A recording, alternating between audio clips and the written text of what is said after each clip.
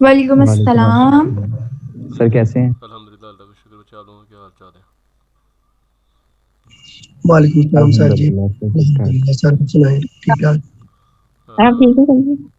जी जी, असमा आपने क्या कहा? जी सर जी, ठीक ठाक। आप कैसे हैं सर जी? अल्हम्दुलिल्लाह, अल्लाह का शुक्र है। चलिए, आज हम एक काफ़ी इंपॉर्टेंट टॉपिक पढ़ने जा रहे हैं। मैंने आप लोगों को पहले एडवांस में सारी स्लाइड्स बना के शेयर कर दी है, पीपीटी भी शेयर कर दी है। और जो सा लास्ट में हम लोगों ने किया था लेटर ऑफ क्रेडिट है, उसको फर्दर थोड़ा सा मैंने अमेंडमेंट की थी मैंने, लेकिन वो अमेंडमेंट अभी फाइनलाइज नहीं हुई थी। तो वो इंशाल्लाह दोबारा एक दफ़ा रिकैप करेंगे नेक्स्ट लेक्चर के अंदर। तो अभी हम जो पढ़ने जा रहे हैं ये इस्लामिक मोड ऑफ फाइनेंस है, काफ़ी इंपॉर्टेंट टॉपिक है। और मच ऑफ द पीपल इसके बारे में प्रॉपर आइडिया नहीं रखते, और बहुत से आपको इस्लामिक बैंकर भी हैं वो यही आपको कहते नज़र आएंगे कि there is a no difference between the Islamic banking and the conventional banking, both are working on the same principle, but that is totally baseless comment, because there is a major difference between the Islamic mode of finance and the Islamic conventional mode of finance. हाँ जी, क्या होता है finance, क्या होता है? सबसे पहले मुझे ये बताएं, कौन पर्सन इस पर कंट्रीब्यूट करना चाहेगा? What is meant by finance? Sir मैं बताऊं? जी बच्चे, आप बताओ। सर फाइनेंसिंग जितना मेरे माइंड में है सर वो ये है कि किसी का पैसा लेके बिजनेस में इन्वेस्ट करना या किसी ऐसी एक्टिविटी में इन्वेस्ट करना जिसके बाद उसको उस पैसे के ऊपर रिटर्न देना, ये प्रॉफिट, उसको फाइनेंस बोलते हैं। किसी ने पैसा जो बिजनेस में लगाते हैं। फाइनेंस का बेसिक मतलब ही ये होगा कि हम लोग किसी को पैसा प्रोवाइड कर रहे हैं बिजनेस करने के लिए, ठीक है, उसकी ज़रूरियात जैसे बिजनेस नीड्स हैं उसको पूरा करने के लिए हम उसको पैसा प्रोवाइड कर रहे हैं। और इसके अलावा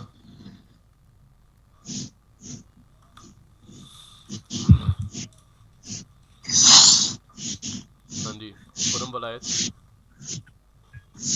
खुरम वलायत। हाँ जी सर जी। हाँ जी, क्या होता है finance? Sir finance the management of large amount of money होती है, स्पेशली बाय गवर्नमेंट और लार्ज कंपनीज। तो जो लोगों को किसी भी किस्म के लिए फाइनेंस प्रोवाइड करते हैं, पैसा प्रोवाइड करते हैं। हम्म, किसी हद तक कह सकते हैं, लेकिन अभी इसको हम जी अभी सर। फर्दर फाइनलाइज नहीं करेंगे। कोई और इसमें कंट्रीब्यूट करना चाहे? What is meant by finance?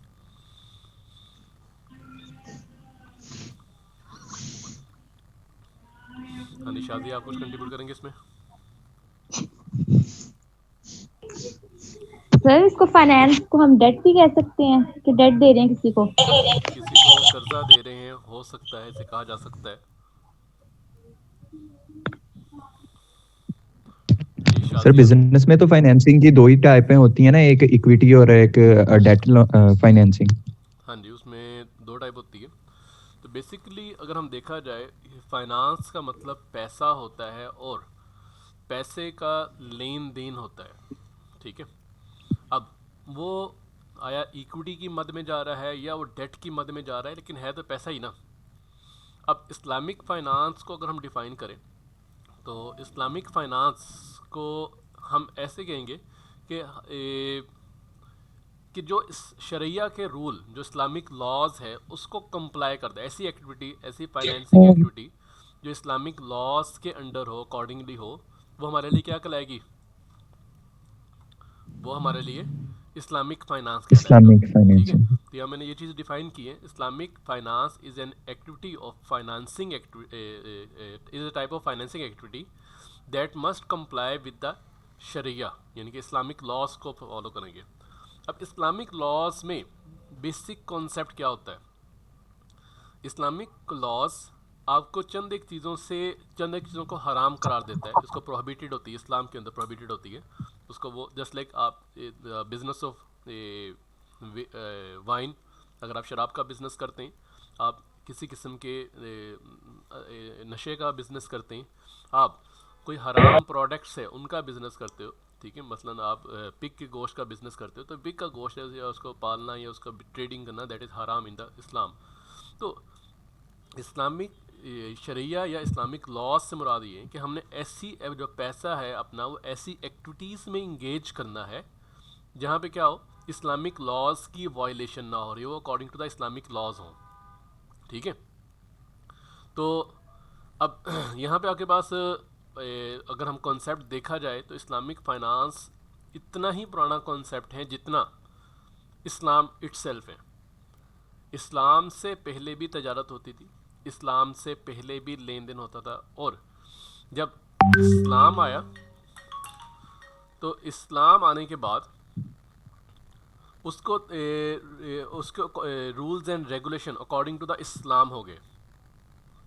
अब उसमें क्या था कि मसलन इस्लाम ने आते ही सबसे पहले जो कहा गया वो कि सूद को मना कर दिया गया। अब सूद क्या होता है, रिबा, सूद या रिबा क्या है?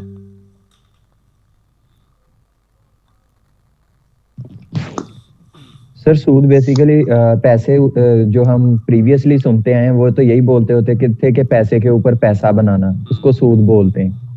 और सर इसकी अमाउंट फिक्स होती है कि यानी कि जो मेरी प्रिंसिपल अमाउंट है उससे जब हम फिक्स कर लेते हैं कि मुझे 10% इसके ऊपर चाहिए ही चाहिए, तो वो जब किसी भी चीज को फिक्स कर लेते हैं पैसे से रिलेटेड तो वो सूद के जुमरे में चली जाती है। हम इसे कहेंगे exchange of money against money, कि पैसे का पैसे के बदले में तबादला। एक तो चीज़ यहाँ पे रिबा के अंदर ये चीज़ आती है। इस्लामिक मोड ऑफ फाइनेंस की अगर बात करेंगे तो वहाँ पे कभी भी पैसे का पैसे से तबादला नहीं होगा।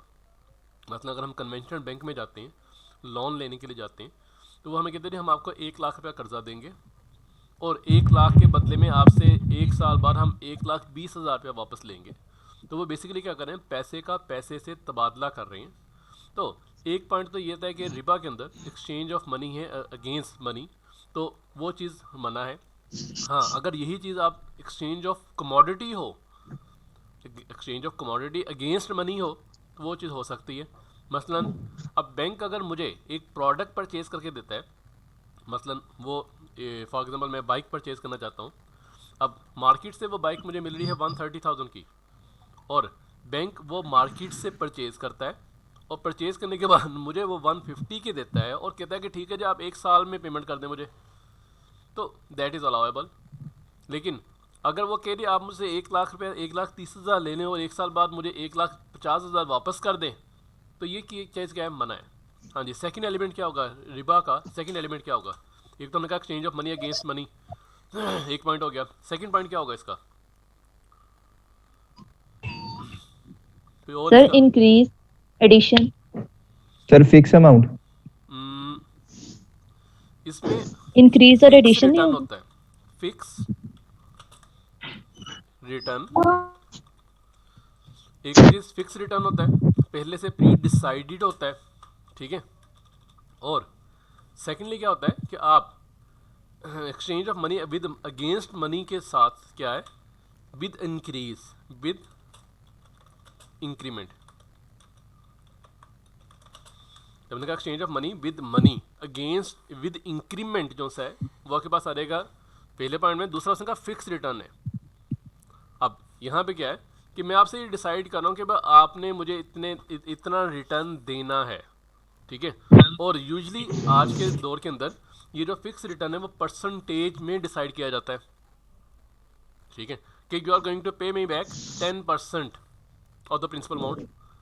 अब वो फिक्स रिटर्न की बात कर ली हम लोगों ने। तीसरा एलिमेंट होता है नो रिस्क शेयरिंग, कि इसमें रिस्क शेयरिंग नहीं होती। मसलन अगर वही बाइक जो मैंने परचेज की है, मैंने कन्वेंशनल बैंक के पास जाता हूँ और बैंक से मैं क्या लेता हूँ 1,30,000 उधार लिया। उधार लेने के बाद मैंने बाइक परचेज कर ली और बाइक मैंने इस्तेमाल करना शुरू कर दी, और मुझे पता है कि 1 साल बाद मुझे बैंक को 1,50,000 देना है। लेकिन अनफॉर्चुनेटली उस बाइक का कहीं एक्सीडेंट हो गया या वो बाइक कहीं चोरी हो गई, तो वो सारा का सारा लॉस किसको बेयर करना पड़ेगा? वो लॉस मुझे बेयर करना पड़ेगा। बैंक को इससे कंसर्न नहीं है कि जी आपकी बाइक का एक्सीडेंट हो गया है या आपकी बाइक चोरी हो गई है।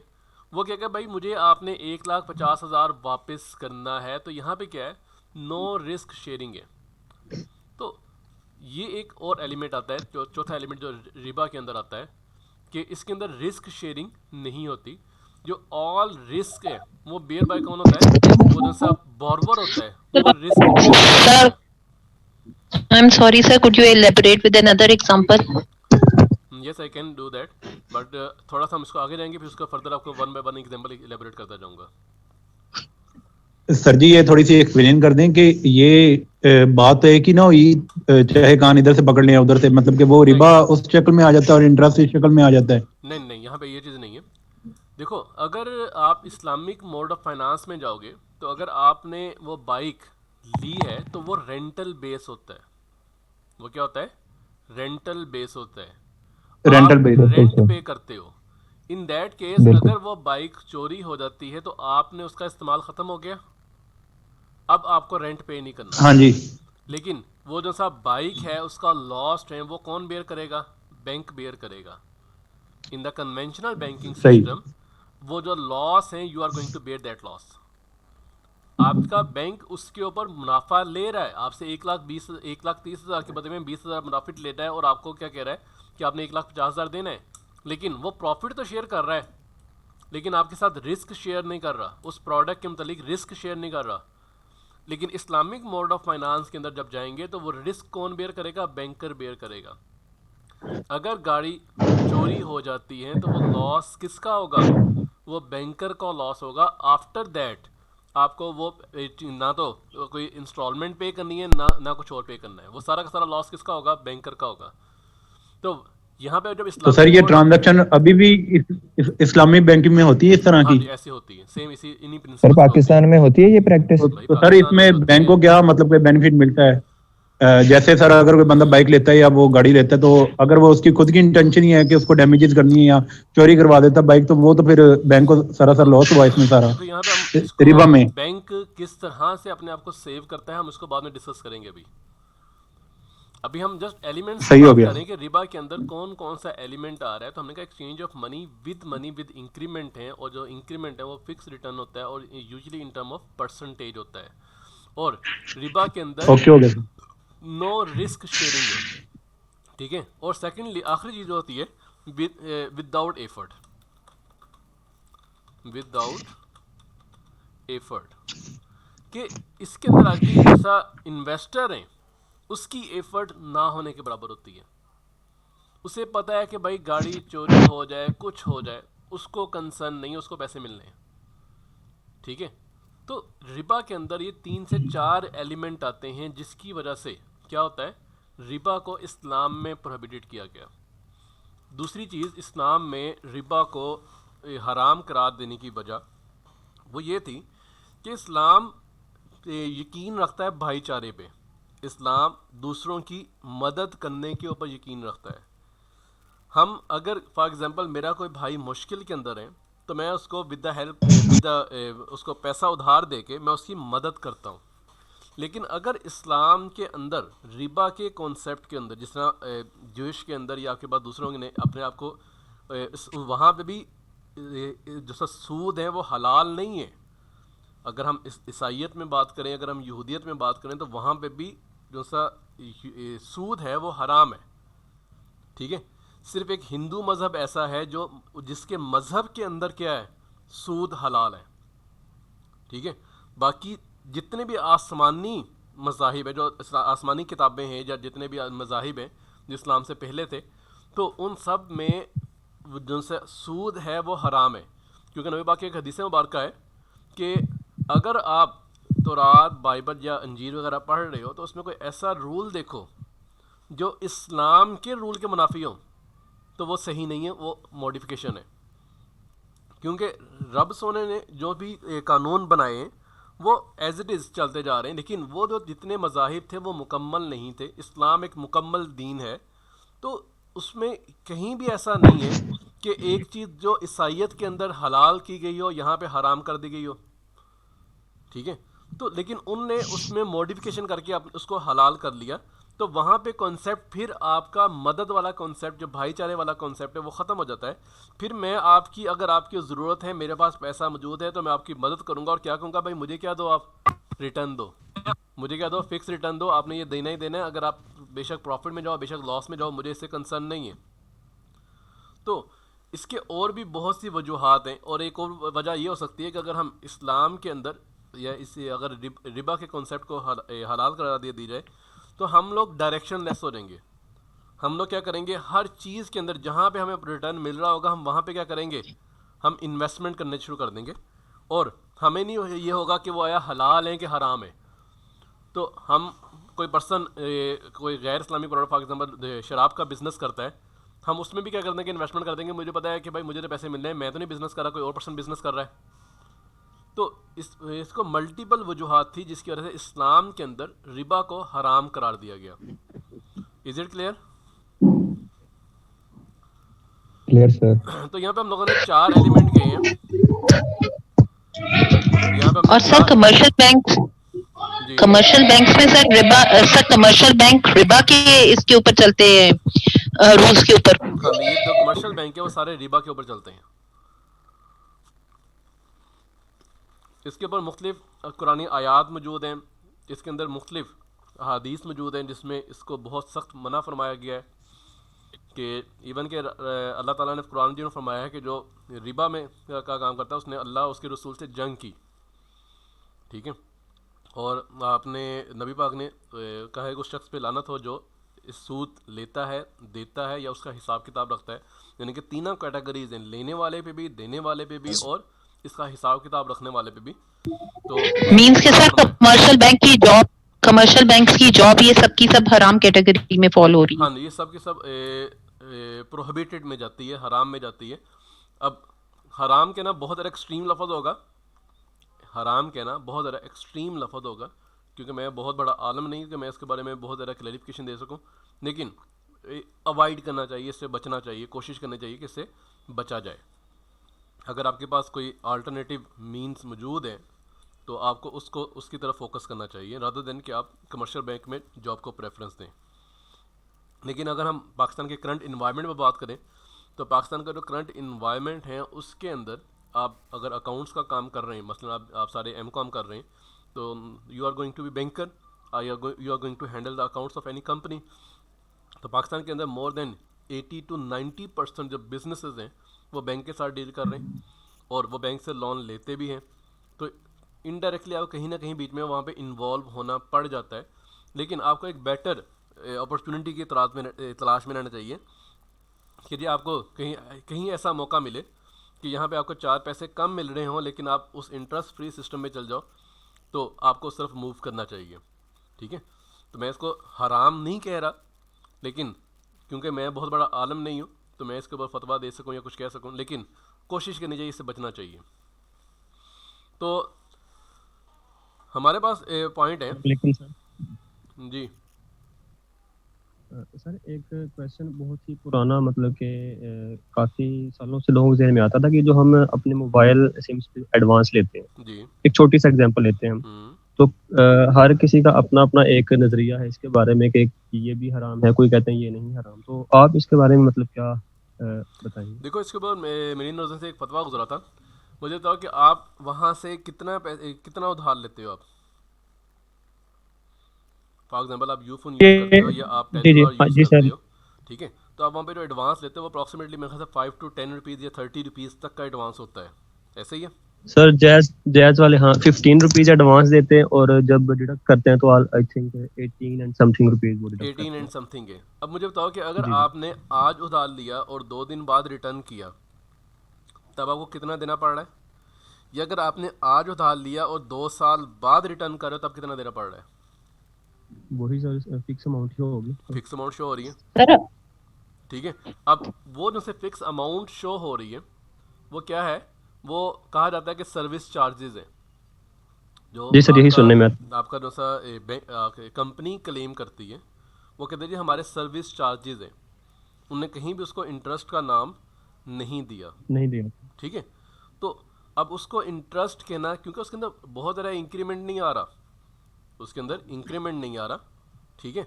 उसके अंदर आप अगर ये कह रहे हैं कि आप अगर 2 दिन बाद वापस करोगे तो आपको इतने पैसे देने पड़ेंगे, अगर इससे आप 1 साल बाद वापस करते हो इतने देने पड़ेंगे, 2 साल बाद करते हो तो इतने ज़्यादा देने पड़ेंगे।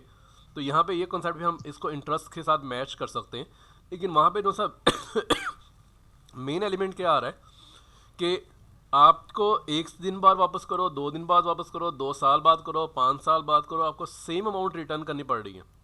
तो इस वजह से आप उसको इंटरेस्ट की कैटेगरी में लेके नहीं जा सकते। सेकेंडली, क्या बैंक को 100% श्योर, क्या कंपनी को 100% श्योर है उसको पैसे वापस मिलेंगे? बहुत सी सिम्स बंद हो जाती हैं। जी सर, हो जाते हैं। ठीक है, फिर उसका हिसाब किताब मेंटेन करना, तो ये मल्टीपल एलिमेंट्स होते हैं। तो इस वजह से इसको जो सा मेरी नज़र से गुजरा था फतवा जो गुजरा था, तो उसमें उन्होंने कहा था कि ठीक है ये हराम नहीं है, ठीक है, लेकिन जहाँ पे शक आ जाए, जहाँ पे शक आ जाए, मसलन वहाँ पे मोहतात रहना चाहिए वहाँ पे हमें। मोहतात रहना चाहिए। इसकी जस्ट लाइक एग्जांपल ऐसी है कि अगर आप किसी होटल में खाना खाने जाते हो और आपको पता हो, आपको ये शक पड़ जाए कि यार यहाँ पे जो सा जानवर है वो सही तरीके से हलाल नहीं किया जा रहा, वहाँ पे जब जानवर को छुरी फेरी जाती है तो उसके ऊपर तकबीर नहीं पड़ी जाती। जी तो अब एहतियात का, तकवा का एलिमेंट ये है कि आप वहाँ से खाना खाने से थोड़ा सा अवॉइड कर लो। बिल्कुल सर। अच्छा, लेकिन क्या आपको यकीन है कि वहाँ पे छुरी नहीं फेरी जाती, तकबीर नहीं पड़ी जाती? आपको यकीन नहीं है, तो क्या आप इस हाँ, चीज़ शक की को, बुनियाद पे ही हम। आपको शक है ना, तो आपको शक जी है जी, तो तकवा का आलम ये है कि भाई आप वहाँ से खाना खाने से इज्तनाब कर लो।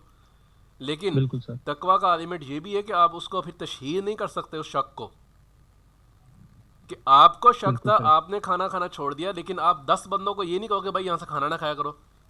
क्यों? आपको क्या था? शक था। अगर आप उसकी तशहीर करना शुरू कर दो, उस शक की तशहीर करना शुरू कर दो, तो इसका मतलब है आप उस पर बहतान लगा रहे हो। बिल्कुल सर। ठीक है, बिना नमाज के, किसी तहकीक के वो भी। बिना किसी तहकीक के। नमाज के अंदर भी कॉन्सेप्ट क्या है कि अगर आप नमाज पढ़ रहे हो और आपको ये शक पड़ गया, ये पता नहीं मैंने चौथी रकत, 4 रकतें पढ़ी या 5वीं रकत पढ़ रहा हूँ, तो क्या कहा गया?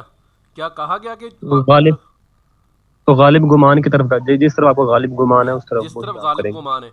अब गालिब गुमान के अंदर अगर आपको ये है कि आपकी 4 रकतें पूरी हो चुकी, तो आप अगली रकत ना पढ़ो। आप ये नहीं कह सकते कि चलो यार मैं 5वीं रकत पढ़ लेता हूँ, कोई नहीं, बहुत सवाब मिलेगा। नहीं, बिल्कुल आपको अगर गालिब गुमान ये है कि आपके 4 रकतें हो चुकी, तो आप वहाँ पे नमाज कंप्लीट करो, आपकी नमाज हो गई। तो बिल्कुल। यहाँ पे भी यही चीज़ है कि हमें बहुत से ऐसे एलिमेंट्स हैं, जिस तरह आपने अभी बात की है, इसके ऊपर बात की, जो सा लोन की बात की आपने, जायज़ कैश लोन वगैरह की बात की।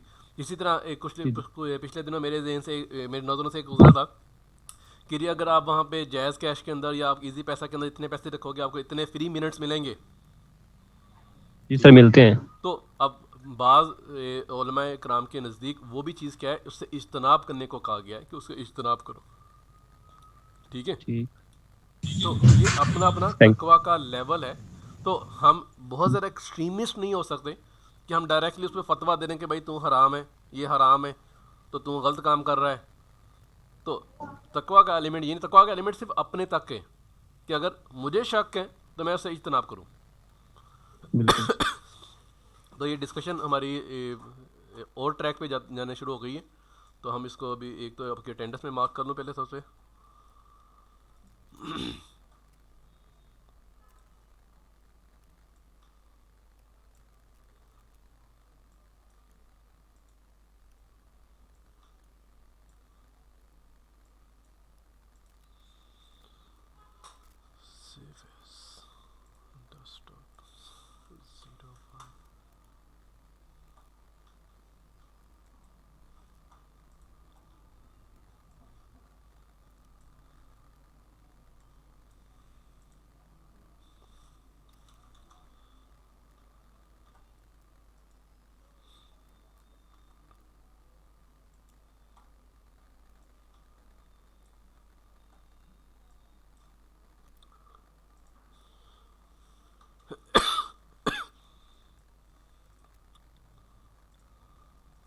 तो हम यहाँ बात कर रहे हैं कि जब शरिया के रूल्स को हम लोग फॉलो करते हैं, तो यहाँ पे मैंने कही कि आपका इस्लामिक जो सा फाइनेंस है ये इतना ही पुराना है जितने इस्लाम के रूल हैं।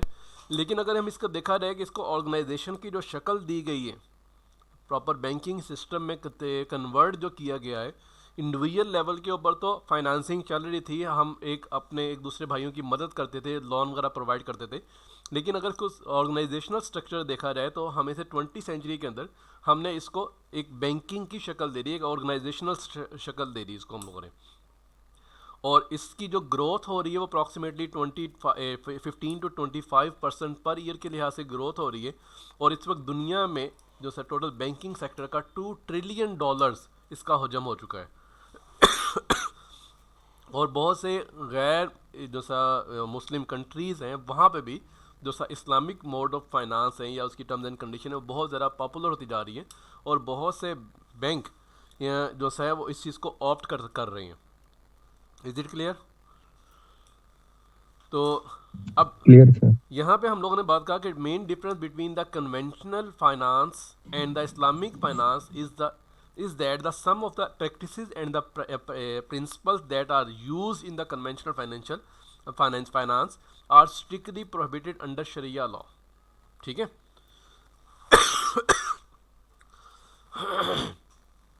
आगे हमने बात की कि आगे बात principle of Islamic finance. Islamic finance के अंदर बेसिक प्रिंसिपल आपके इस्लामिक लॉज हैं, शरिया लॉज हैं, उनको फॉलो किया जाता है। और उसमें से बहुत से ऐसी चीज़ें हैं जो इस्लामिक लॉज के अंदर प्रोहिबिटेड है, लेकिन हमारे लीगल सिस्टम के अंदर वो अभी भी क्या है, अलाउ है। पाकिस्तान इस्लामिक कंट्रीज़ के अंदर भी वो क्या है, वो इलीगल नहीं है। मसलन पाकिस्तान में अगर देखा जाए तो पाकिस्तान में अभी बैंकिंग सिस्टम जो सा हमारा है वो टोटल अगर कहा जाए तो उसकी जो से वो फाइनेंसिंग एक्टिविटीज़ हैं वो सारी या इंटरेस्ट बेस्ड एक्टिविटी है वो सारी लीगल है, लेकिन इस्लाम के अंदर वो क्या है, प्रोहिबिटेड है। तो इस वजह से यहाँ पे अब हमें डिफ्रेंशिएट करना पड़ता है कि what is the Islamic mode of finance and what is the conventional mode of finance. तो इसमें जो पहली चीज़ है चार्जिंग इंटरेस्ट, इस्लाम के अंदर इंटरेस्ट को हराम किया गया है, लेकिन प्रॉफिट शेयरिंग को क्या किया गया, अलाउ किया गया है। तो ऐसी हर वो एक्टिविटी जहाँ पे प्रॉफिट शेयरिंग हो रही है वो क्या है, अलाउ है। लेकिन जहाँ पे प्रॉफिट शेयरिंग नहीं हो रही, इंटरेस्ट चार्ज हो रहा है, वो क्या है, प्रोहिबिटेड है। ठीक है। अब उसमें चीज़ क्या है, फॉर एग्जांपल एक बॉर्वर मेरे पास आता है और वो मुझे कहता है कि आप मुझे 10 लाख रुपया उधार दो, मैं फ़लाँ प्लाट परचेज़ करना चाह रहा हूँ। वो फ़लाँ प्लाट में परचेज़ करूँगा, परचेज़ करने के बाद उसको सेल करूँगा और सेल के बाद जो मुझे मुनाफा आएगा वो हम लोग 50-50% शेयर कर लेंगे। तो वो क्या है, अलाउ है, वो प्रोहिबिटेड नहीं है। लेकिन वो आपको कहता है कि नहीं मैं फ़लाँ प्लाट परचेज़ करना चाह रहा हूँ और परचेज़ करके वो 10 लाख रुपये आप मुझे दें, मैं उसमें अपने पैसे डाल के मैं फ़लाँ प्लाट परचेज़ करूँगा, तो परचेज़ करने के बाद सेल करके आपको पैसे वापस कर दूँगा। आप मुझे 10 लाख दें, मैं आपको 11 लाख रुपया कर दूँगा, रिटर्न दूँगा। अब वो फिक्स हो गया कि 11 लाख देगा, ठीक है, वो प्रॉफिट शेयरिंग नहीं रहा। तो वो जब प्रॉफिट शेयरिंग नहीं रहा, वो फिक्स हो गया और पैसे के अगेंस्ट पैसे का तबादला हो रहा है, देन वो क्या है, अब वो जो सा क्या कहते हैं ट्रांजैक्शन है वो प्रोहिबिटेड हो जाएगी। क्यों? पहली ट्रांजैक्शन जो हमने बात की उसके अंदर अगर वो प्रॉफिट की जगह लॉस हो जाता है तो जो सा लेंडर था, मनी प्रोवाइडर था, वो क्या होगा, वो अपना लॉस भी बेयर करेगा। लेकिन अगर हम सेकंड ट्रांजैक्शन की बात करें तो जो सा बॉर्वर है उसको बेशक प्रॉफिट हो या लॉस हो, उसको क्या करना है, उसको 11 लाख पे करना है, लेंडर को पे करना है। तो वहाँ पे जो सा अनइक्वल डिस्ट्रीब्यूशन ऑफ वेल्थ हो जाती है। तो इस वजह से इस्लाम में वो चीज़ मना हो जाती है। Is it clear? What is the difference between the profit and the interest?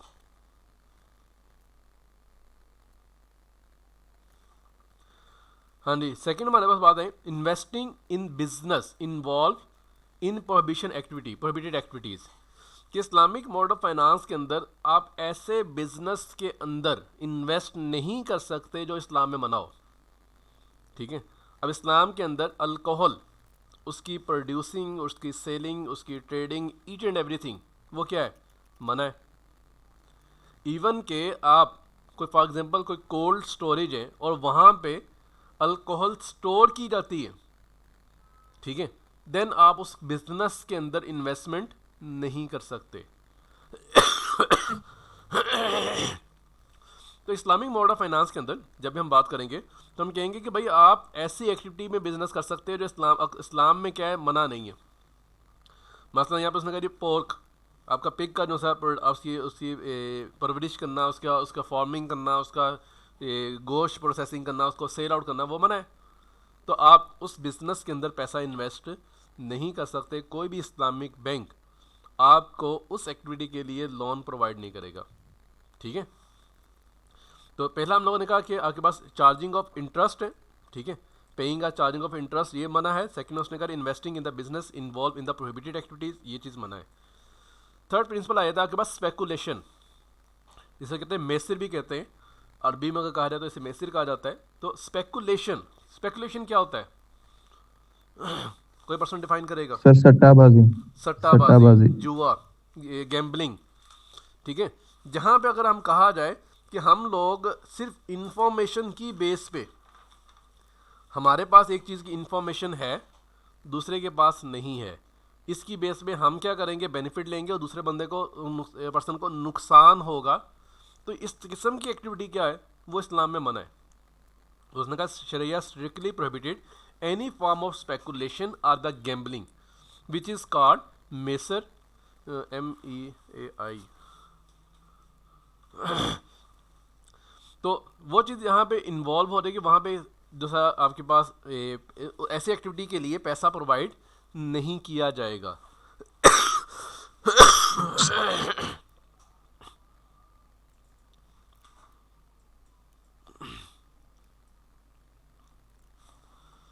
हाँ जी, आखिर उसने आगे कह रही अनसर्टेनिटी आर रिस्क, जिसे हम कहते हैं गरार, लफ्ज़ हमारे पास है गरार।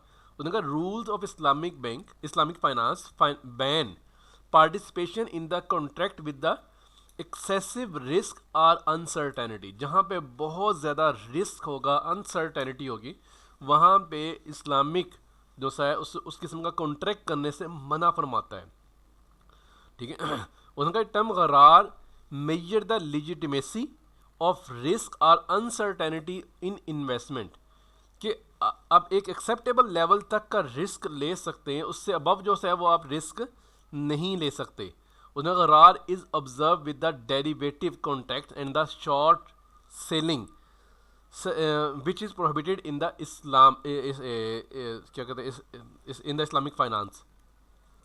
तो इस्लाम के अंदर कहीं भी किसी भी चीज़ का रिस्क लेना और एक एक्सेप्टेबल लेवल से ज़्यादा रिस्क लेना वो मना है, ठीक है। कि इवन के इस इंसान ऐसी एक्टिविटी में नहीं इन्वॉल्व हो सकता, ऐसी गेम्स में नहीं इन्वॉल्व हो सकता जहाँ पे उसका जान जाने का अंदेशा हो, क्योंकि कुरान मजीद में अल्लाह ताला फरमाते हैं कि जो सा इंसान की जान है वो रब की अमानत है, ठीक है, और इसकी हिफाजत करना हमारी ज़िम्मेदारी है, ठीक है, और अपनी जान लेना, खुदकशी करना हराम है। तो आप किसी ऐसी एक्टिविटी में नहीं इन्वॉल्व हो सकते जहाँ पे आप एक रिस्क लेवल बहुत ज़्यादा हो। तो यहाँ पर उसने यही कहा कि इस्लामिक मॉडल ऑफ फाइनेंस में कि जब हम इस्लामिक फाइनेंस की बात करें तो ऐसी एक्टिविटी के लिए पैसा प्रोवाइड करना जहाँ पे रिस्क बहुत ज़्यादा हो, तो वो भी क्या है, इस्लाम में मना है। Excuse me sir. जी, अस्सलाम वालेकुम। वालेकुम सलाम। सर फिर इस तरह जो ये कंटेनर्स बुक करवा लेते हैं इम्पोर्टर्स, जो इम्पोर्ट करते हैं, 2-3 पार्टनर्स मिलके कंटेनर बुक करवा देते हैं, एक बंदे के ऊपर रिस्पॉन्सिबिलिटी होती है, बाकियों को लेयर करता है मैं आपको प्रॉफिट दूंगा, और बाद में अगर लॉस हो जाए तो फिर वो उनके पैसे पे ऑफ करता है जो उन्होंने इनिशियल इन्वेस्टमेंट की होती है, प्रिंसिपल अमाउंट उनकी होती है। फिर ये भी अगेंस्ट इस्लामिक प्रिंसिपल्स है? बच्चे इस्लामिक में आपके पास तमाम का तमाम रिस्क एक पर्सन नहीं बेयर करेगा। अगर आप प्रॉफिट में शेयरिंग हो then you have to participate in the loss. हाँ, अब उसमें अगर आप स्लीपिंग पार्टनर हो, उसमें अगर आप क्या स्लीपिंग पार्टनर हो, देन उसमें ये चीज़ है कि आप पहले एक तो चीज़ देखो कि इस्लामिक फाइनेंसिंग के अंदर अगर इस किस्म का आप कॉन्ट्रैक्ट करते हो, किसी के साथ भी कॉन्ट्रैक्ट करते हो, तो उसमें टर्म्स एंड कंडीशन बहुत ज़्यादा क्लियर होनी चाहिए। मसलन आप कंटेनर इंपोर्ट कर रहे हो तो कंटेनर कौन से प्रोडक्ट्स का इंपोर्ट करना है, इस चीज़ को स्पेसिफाई करना पड़ेगा, ओपन एंडेड नहीं छोड़ सकते। कौन सा कंट्री से इंपोर्ट करना है, इस चीज़ को स्पेसिफाई करना पड़ेगा। कितनी अमाउंट तक का आपने इंपोर्ट करना है, इस चीज़ को स्पेसिफाई करना पड़ेगा। तो इस्लामिक जो सा रूल्स के अंदर अगर देखा जाए तो terms and condition must be cleared, ठीक है, आप ओपन एंडेड नहीं दे सकते। सेकेंडली, अगर आप स्लीपिंग पार्टनर हो, आप बिल्कुल भी पार्टिसिपेट नहीं कर रहे, तो आपका profit should not be more than your capital amount, it can be less than. वो लेस देन हो सकता है लेकिन मोर देन नहीं हो सकता। लॉस में आपको शेयर करना पड़ेगा। आप ये कहो कि जी ठीक है जी प्रॉफिट नहीं हुआ, हम आपको सिर्फ प्रिंसिपल अमाउंट वापस कर देंगे, नहीं, प्रिंसिपल अमाउंट नहीं। अगर आपको लॉस प्रिंसिपल अमाउंट से ज़्यादा का हो रहा है देन आपको प्रिंसिपल अमाउंट में भी क्या लगेगा, कट लगेगा, उसको भी आपको बेयर करना पड़ेगा। ठीक है, तो वो चीज़ भी गलत हो जाती है। अच्छा, इसके बाद अगर जो से फर्दर रूल आपके पास इस्लामी में आ रहे हैं, उसने कहा आपके पास material finality of the transaction, के आपके पास जो ट्रांजैक्शन है वो मटीरियली मिच्योर होनी चाहिए। मसलन एक एंड से दूसरे एंड पे प्रोडक्ट ट्रांसफ़र होनी चाहिए। जस्ट लाइक आप स्पेकुलेटिव नहीं कर सकते। जैसे मैंने आपको एग्जांपल दी थी कि मैंने एक चीनी की ट्रांजैक्शन की थी, डेरिवेटिव की एग्जांपल दी थी कि मैंने चीनी परचेज़ की, लेकिन चीनी उसके बाद एज इट इज़ सेल कर दी और चीनी फिजिकली मुझे ट्रांसफ़र नहीं हुई लेकिन मुझे उसका प्रॉफिट ट्रांसफ़र हो गया, तो इस्लाम में ये चीज़ मना है। अब इस्लाम ये कहता है कि भाई आप ये कह रहे हो स्पेकुलेटिव कर रहे हो क्योंकि इस किस्म की जो ट्रांजैक्शंस हैं ये बेसिकली क्या करेगी, आपकी इन्फ्लेशन को इंक्रीज करेगी, प्राइसेस को क्या करेगी, बहुत ज़्यादा इंक्रीज कर देगी। एक ही प्रोडक्ट होगी वो फिजिकली ट्रांसफ़र नहीं हो रही, लेकिन मैंने एक प्रोडक्ट परचेज़ की, मेरे पास अभी चीज़ें नहीं, चीज़ें में फैक्ट्री में पड़ी हुई हैं, और आगे उसको एज इट इज़ मैंने क्या कर दिया, सेल कर दिया, और आगे आपने उसे ख़रीदा मुझसे और आपने आगे फोर्थ पर्सन को सेल कर दिया, तो क्या हुआ, चीज़ एक ही है लेकिन उस पर 10 दफ़ा मुनाफा लग जाएगा। मुनाफा लग के आगे जब फाइनल कंज्यूमर के पास जाएगी तो प्राइस क्या हो जाएगी, बहुत ज़्यादा हाई हो जाएगी।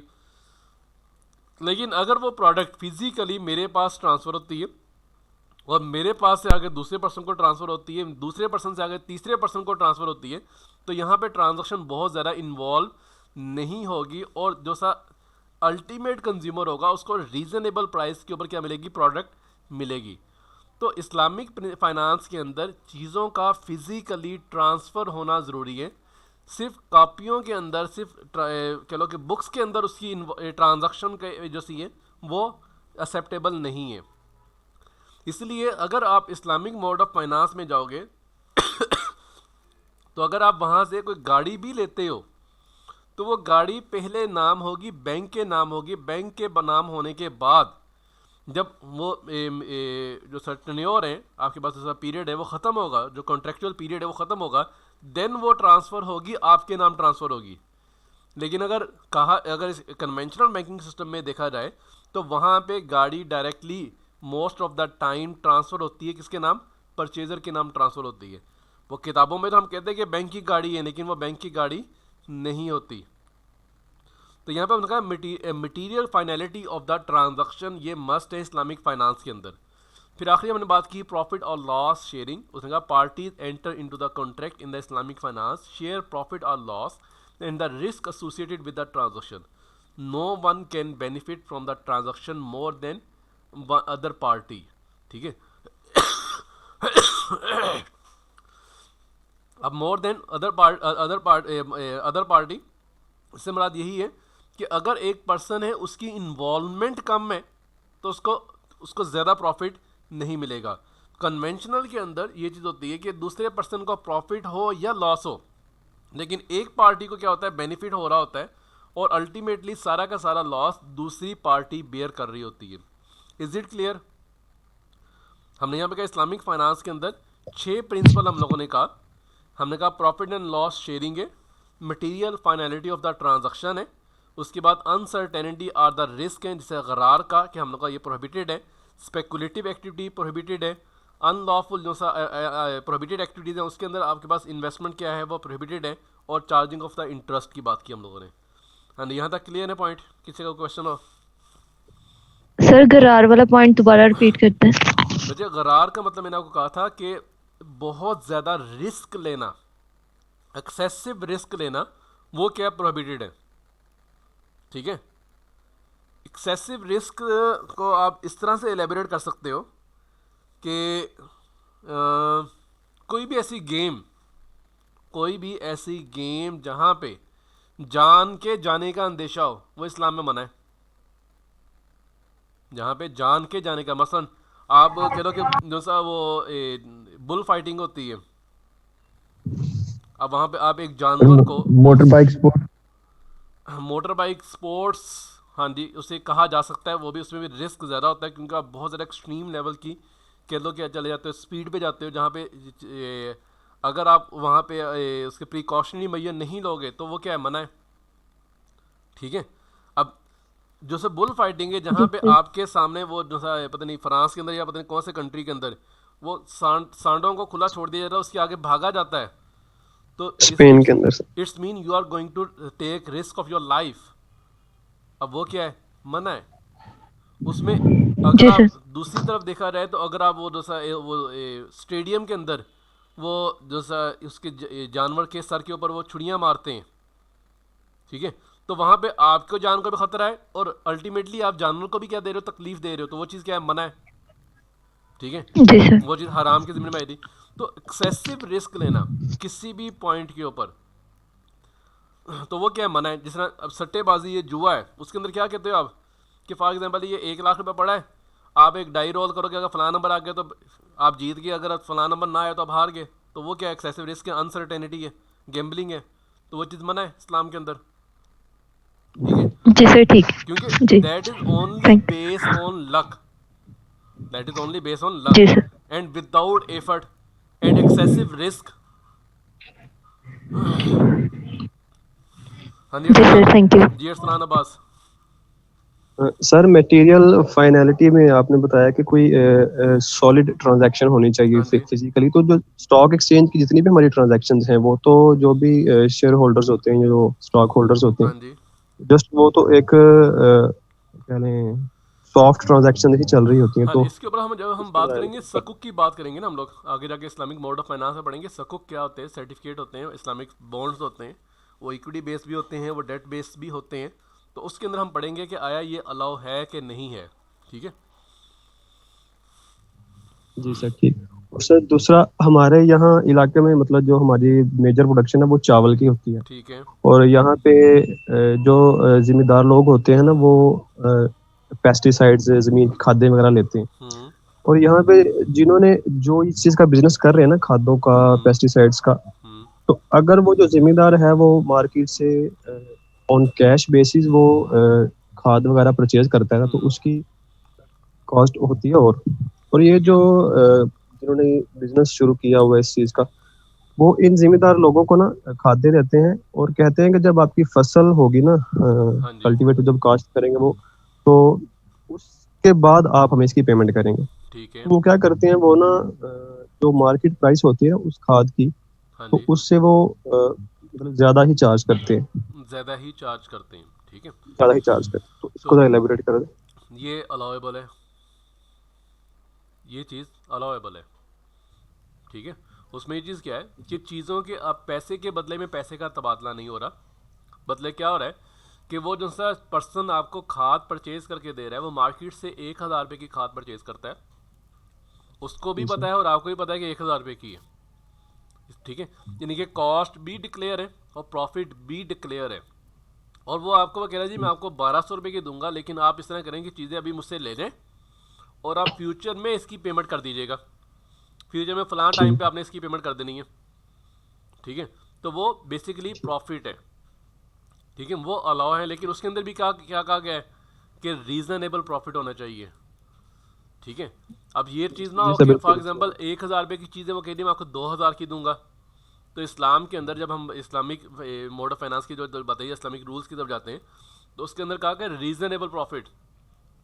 एक टाइम था कि इस्लामिक जो सल्तनत होती थी, उसके अंदर किसी भी चीज़ के ऊपर प्रॉफिट आप मोर देन 10% प्रॉफिट चार्ज नहीं कर सकते थे। आई थिंक ये हज़रत उस्मान रज़ियल्लाहु अन्हु के दौर में शायद इस तरह के रूल थे कि आप 10% से ज़्यादा प्रॉफिट चार्ज नहीं कर सकते थे।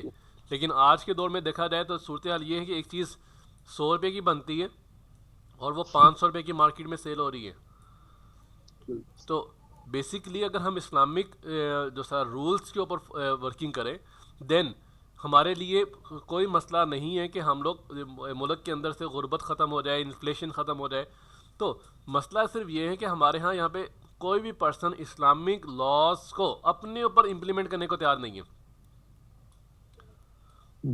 ठीक है, तो ये बेसिकली जैसे आपने बात की है, खाद की बात की है दोस्तों आपने, तो वो अलाउेबल है, उसमें कोई ऐसा मसला नहीं, लेकिन उसकी भी आगे डिटेल में पढ़ेंगे, आगे जाके उस किस्म की ट्रांजैक्शन भी हमारे पास आएगी तो इस्लामिक रूल्स में उसे क्या कहा जाता है। Thank you.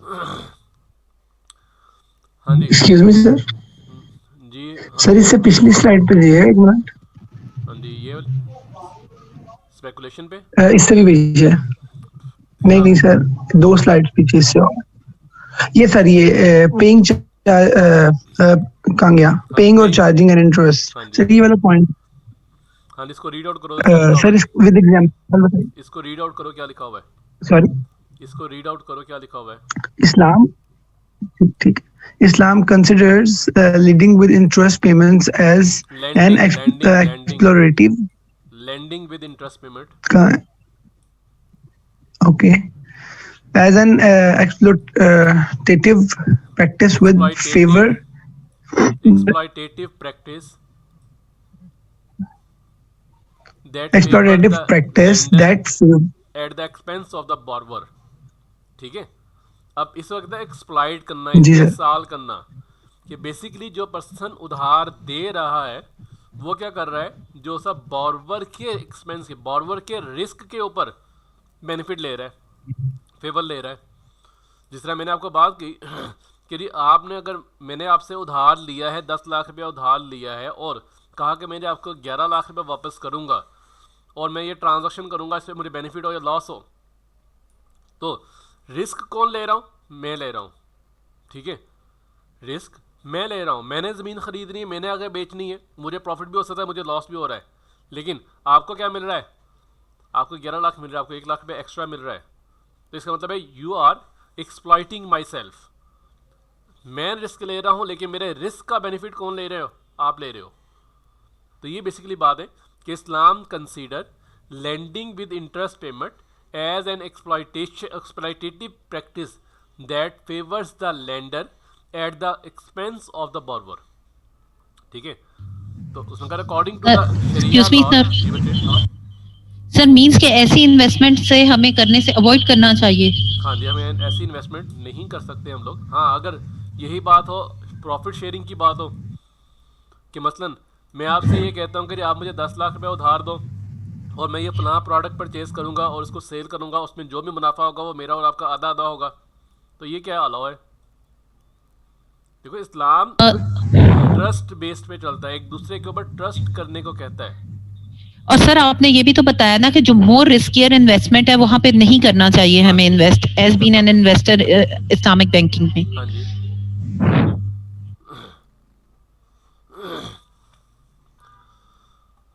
हाँ जी, ये हमारे पास बेसिकली 6 प्रिंसिपल हम लोगों ने कहा कि चार्जिंग या पेइंग ऑफ इंटरेस्ट ये इस्लाम में मना है। Investment in businesses involve in the prohibited activities, उसके अंदर हम इन्वेस्टमेंट नहीं कर सकते। स्पेकुलेशन के अंदर नहीं कर सकते हम लोग।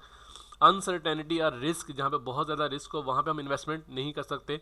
और ट्रांजैक्शन का सिर्फ किताबों में होना काफ़ी नहीं है, बल्कि मटीरियली ट्रांजैक्शन को फाइनलाइज होना, एग्जीक्यूट होना, ये मस्ट है और प्रॉफिट शेयरिंग की बेस पे होना चाहिए। अब आते हैं हम लोग इस्लामिक मोड ऑफ फाइनेंस के ऊपर आते हैं। अगर ओपनली स्पीकिंग तो मोर देन 21 टाइप्स हैं इस्लामिक मोड ऑफ फाइनेंस की, मोर देन 21 टाइप्स हैं, लेकिन मैंने उसको लिमिटेड रखा है जहाँ तक जो बहुत ज़्यादा हमारे इस्तेमाल के अंदर है या बहुत ज़्यादा पॉपुलर है उसके ऊपर हमने बात करेंगे, उसके हम इससे ज़्यादा के ऊपर बात नहीं करेंगे। और मैं कोशिश करूँगा कि मैं आपको लिमिटेड रहते हुए इसके ऊपर पढ़ाऊँ, क्योंकि इसके ऊपर बहुत ज़्यादा जैसा एक्सटेंसिव इसके ऊपर हमारे पास डेटा मौजूद है। हमारे पास एक अदारा है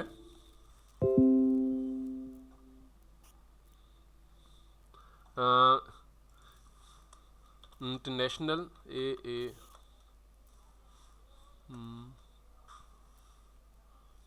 OIFI,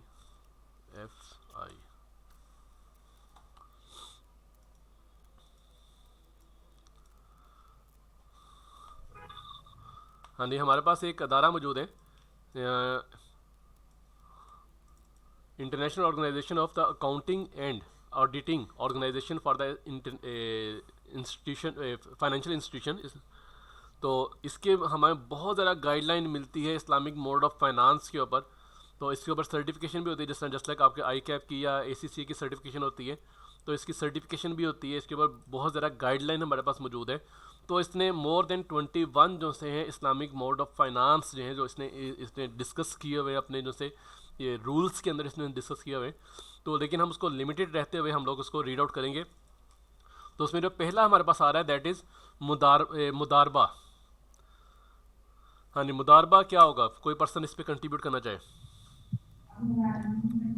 सर मैं बताऊं? जी सर मुदारबा 2 या 2 से ज्यादा पर्सन्स के दरमियान में होता है। इसमें एक रब्बुल माल होता है और दूसरा मुदारिब होता है। जो रब्बुल माल है वो अपना पैसा इन्वेस्ट करता है कोई भी बिजनेस में, और जो मुदारिब होता है वो अपनी सर्विसेज देता है in the form of profit. दोनों एक दूसरे के साथ प्रॉफिट शेयर करते हैं, वो उनकी प्रॉफिट की परसेंटेज के हिसाब से होता है। In the form of loss वो जो होता है रब्बुल माल जो है वो माली लॉस बेयर करता है, और जो मुदारिब होता है उसकी सर्विसेज जाती हैं। हाँ जी, तो यहाँ पे यही मैंने यहाँ चीज़ डिफाइन की हुई है कि मुदारबा इज ए प्रॉफिट और loss sharing partnership agreement where one partner provides, जिसे हमने कहा फाइनेंसर जिसे कहते हैं, जिसे हमने कहा रब्बुल माल हमने कहा, provide the capital to another partner, जो आपके पास लेबर है, प्रोवाइडर है, ठीक है, जिसे हम मुदारिब कहते हैं, who is responsible for the management and the investment of the capital. पैसा प्रोवाइड करेगा एक पर्सन, जिसे रब्बुल माल का, जिसे फाइनेंसर का हम लोगों ने, वो पैसा प्रोवाइड करेगा, दूसरा पर्सन अपनी सर्विसेज प्रोवाइड करेगा, और जो सा प्रॉफिट होगा वो दोनों पार्टीज़ के दरमियान प्री एग्रीड रेशो से डिस्ट्रीब्यूट किया जाएगा। ठीक है, तो ये पार्टनरशिप की हमारे पास एक तरह की किस्म हो सकती है। अब इसी से मिलता जुलता कॉन्सेप्ट हमारे पास आता है मुशारका। ठीक है, जिसमें दोनों पर्सन क्या करते हैं, इन्वेस्टमेंट करते हैं। दोनों पर्सन क्या करते हैं, कैपिटल इन्वेस्टमेंट करते हैं और प्रॉफिट एंड लॉस शेयरिंग करते हैं। अब पॉसिबल है कि एक पर्सन कैपिटल प्रोवाइड करे और दूसरा पर्सन कैपिटल भी प्रोवाइड करे और अपनी सर्विसेज भी दे। तो वो पर्सन जो सिर्फ और सिर्फ कैपिटल प्रोवाइड कर रहा है, सर्विसेज नहीं दे रहा, तो उसका शेयर अपने कैपिटल से ज़्यादा नहीं हो सकता। उसका जो प्रॉफिट या लॉस शेयर है उसके अपने कैपिटल से ज़्यादा नहीं हो सकता। उसने कहा musharaka is a form of joint venture where all partners contribute capital and the share profit and loss on a pro rata basis. Is it clear कि मुदारबा के अंदर क्या है, एक पर्सन अब सर्विसेज प्रोवाइड कर रहा है और दूसरा पर्सन क्या प्रोवाइड कर रहा है, आपको कैपिटल प्रोवाइड कर रहा है। लेकिन मुशारका के अंदर तमाम के तमाम जो पार्टनर्स हैं वो क्या कर रहे हैं, अपना कैपिटल भी कंट्रीब्यूट कर रहे हैं और सर्विसेज भी दे सकते हैं। और पॉसिबल है कि एक आधा पर्सन बीच में सर्विसेज ना दे रहा हो, लेकिन अगर वो एक आधा पर्सन बीच में सर्विसेज नहीं दे रहा, देन उसका जो प्रॉफिट शेयर है that could not be more than it's capital. Sorry, आगे हमारे पास इसके आते हैं। हाँ जी, आ जाए, जस्ट मिनट।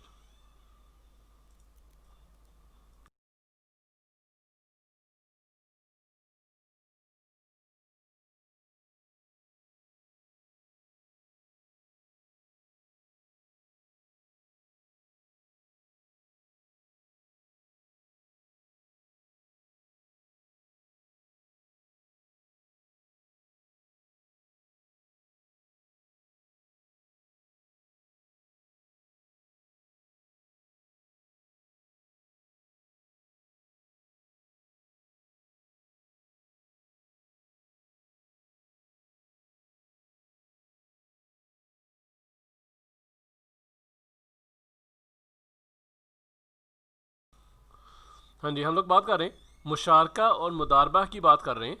तो मुदारबा के अंदर जो प्रॉफिट है वो इन्वेस्टमेंट है वो एक पर्सन प्रोवाइड करेगा और दूसरा पर्सन सर्विसेज देगा। मुशारका के अंदर तमाम पर्सन कंट्रीब्यूट करेंगे। कैपिटल की फॉर्म में कंट्रीब्यूट करेंगे, और सर्विसेज भी तमाम लोग कंट्रीब्यूट कर सकते हैं और कोई एक नहीं कर सकता। अब इसके अंदर हमारे पास दो आगे आती है, एक आता है डिमेंशिंग पार्टनरशिप आती है, और एक आती है आपके पास परमानेंट आपके पास आती है मुशारका आती है। डिमेंशिंग मुशारका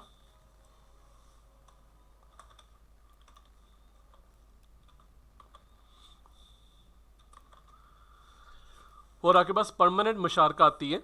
डिमिनिशिंग मुशारका के अंदर यूजली आपके पास एक पार्टनर है, उसका शेयर क्या होता रहता है, कम होता रहता है, और एट द एंड क्या होता है, उसका एक पार्टनर का शेयर टोटली क्या हो जाता है, ख़त्म हो जाता है, और दूसरे पार्टनर का शेयर बीच में रहता है। हाँ जी जवेरिया, इसको आप रीड करेंगे आप Javeria? Sir, I'm sorry. This is a type of venture is commonly used to acquire properties. The bank and investors jointly purchase a property. Subsequently, the bank gradually transfers its portion of equity in the property to the investors in exchange for payments. हाँ जी, अब इसी चीज़ को हम थोड़ा सा elaborate करते हैं with the help of example कि ये किस तरह से वर्किंग करता है। लेट्स सपोज हमारे पास एक प्रॉपर्टी है,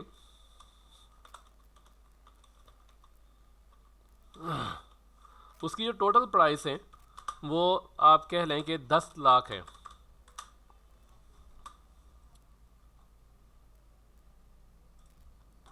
$10 लाख उसकी प्राइस है, या 10 लाख रुपीज़ उसकी प्राइस है। हम उसको डिवाइड कर देते हैं, पार्ट्स में डिवाइड कर देते हैं। मसलन हमने उसको कन्वर्ट कर दिया कि उसका एक हिस्से की कीमत, उसके हमने 100 हिस्से बना लिए, और एक हिस्से की कीमत क्या कहा, 10,000 रुपया एक हिस्से की कीमत है।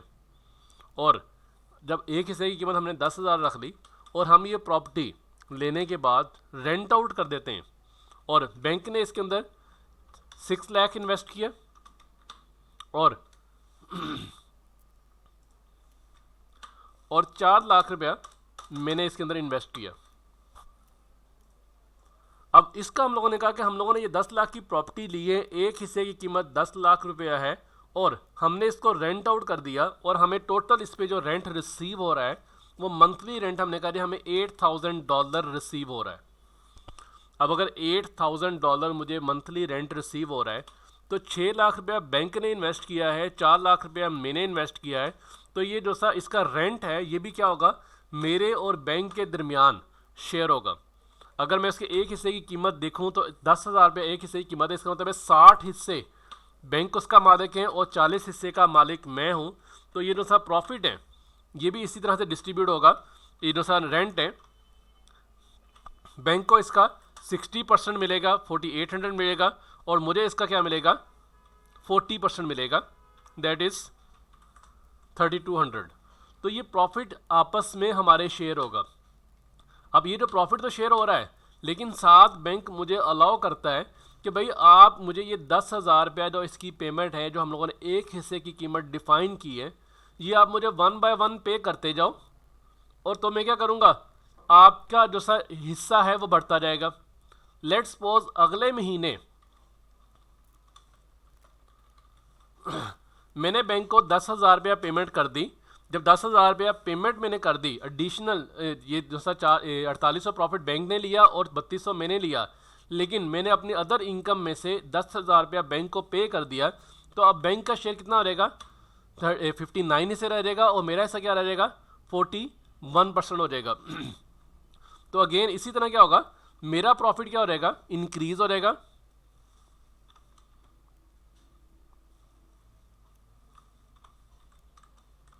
मेरा प्रॉफिट इंक्रीज हो जाएगा, और बैंक का प्रॉफिट क्या हो जाएगा, डिक्रीज हो जाएगा।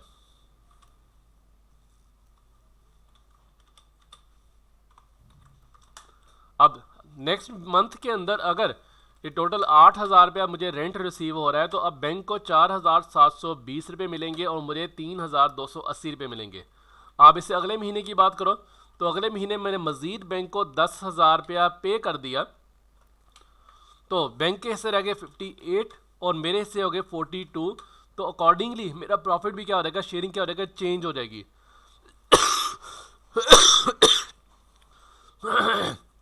तो इस किस्म का जो अरेंजमेंट है that is known as diminishing musharaka. हमने कहा this type of venture is commonly use to acquire properties and the bank and the investor jointly purchase a property. Subsequently, bank gradually transfer its portion of equity in the property to the investor in exchange of the payments. Is it clear to all? क्या ये concept समझ आ sir गया? Basically इजारा बोल सकते हैं। नहीं, इजारा नहीं, ये इजारा नहीं है। इजारा बिल्कुल सर डिफरेंट चीज़ है। लीजिंग और इजारा यही है सर, उसमें भी तो यही होता है। नहीं, इजारा के अंदर जो सा टोटल प्रॉपर्टी का जो सा होता है वो ओनर कौन होता है? एक पर्सन होता है, ठीक है। इक्विटी पार्टिसिपेशन नहीं होती, दोनों की तरफ से इक्विटी पार्टिसिपेशन नहीं होती। सेकेंडली, वहाँ पे जो एसेट ट्रांसफ़र होता है eight the end of the lease period होता है, इजारा पीरियड होता है, उसके बाद ट्रांसफ़र होता है, ठीक है। और उसके अगेंस्ट रेंटल होता है। तो यहाँ पे we are going to make investment, we are going to make investment in a property from where we are generating rent, और रेंट दोनों पर्सन शेयर कर रहे हैं। इसका मतलब है वो जैसे प्रॉपर्टी था उसका ओनर मैं भी था, उसका ओनर बैंक भी था, और वो हम रेंट आपस में शेयर कर रहे हैं, प्रॉफिट आपस में शेयर कर रहे हैं यहाँ पे मुशारका डिमेंशिंग के अंदर।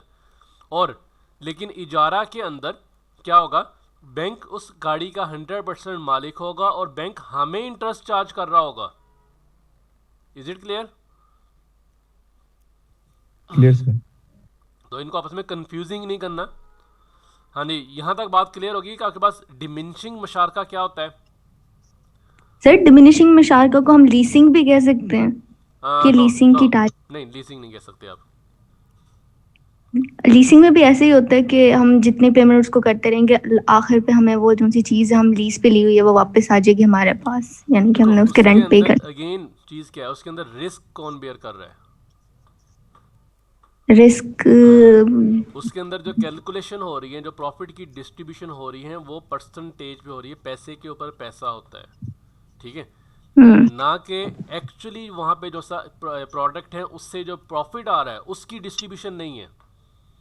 यहाँ पे अगर लेट्स सपोज अगर चौथे महीने मार्केट के अंदर रेट आपका इंटरेस्ट का रेट या रेंट का रेट इंक्रीज हो जाता है, चौथे महीने जो सा रेंट है वो हमें 9600 मिलता है, इट्स मीन दोनों का शेयर क्या होगा, इंक्रीज होगा। अगर चौथे महीने में यहाँ पे रेंट डिक्रीज होके 5000 रह जाता है, इट्स मीन दोनों का शेयर क्या होगा, प्रॉफिट शेयर क्या होगा, डिक्रीज होगा। लेकिन इन द लीजेस ऐसा नहीं होता। इस्लामिक मोड के अंदर जो सा प्रॉफिट शेयरिंग है वो भी दोनों में होती है, लॉस शेयरिंग है वो भी दोनों में होगी। जबकि आप लीजेस से अगर आप इसमें लेके जाओगे तो वहाँ पे जो सा लेसर है वो किसी किस्म का लॉस बर्दाश्त नहीं करता, वो पहले से फिक्स अमाउंट होती है, that is based on the percentage, that is not based on the profit benefit drive from that specific asset. Is it clear? जी सर। हाँ जी, डिमिनिशिंग मुशारका के अंदर किसी का अगर कोई कंफ्यूजन हो? हाँ जी सारिया। No sir. हाँ जी किंजा क्लियर है। आरिफ, किंजा आरिफ। जी सर, मैं अभी आपसे लीसिंग का पूछा है, नहीं उसका ही था बस। आपने पूछा, ठीक है। मुबशर जैदी।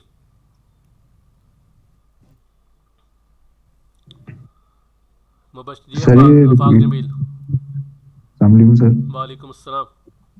सर ये रिपीट कर दीजिएगा एक बार। कौन सा? ये डिमिनिशिंग मुशारका। बच्चे डिमिनिशिंग मुशारका में यही मैंने कहा है कि इसको रीड करो जरा, क्या लिखा हुआ है यहाँ पे। आफाक जमील ये रीड करो क्या लिखा हुआ है। सर एक्चुअल में ना मैं किसी के मोबाइल में कर रहा हूँ तो स्क्रीन बहुत छोटी आ रही है, तो यहाँ से सही तरह पढ़ा भी नहीं जा रहा। तो बच्चे इसका अरेंजमेंट करो ना आप थोड़ा सा।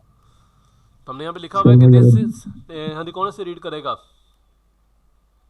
हमजा इब्रार, इसको रीड कीजिएगा क्या लिखा हुआ है। आफाक जमील को बताना है आपने क्या लिखा हुआ है।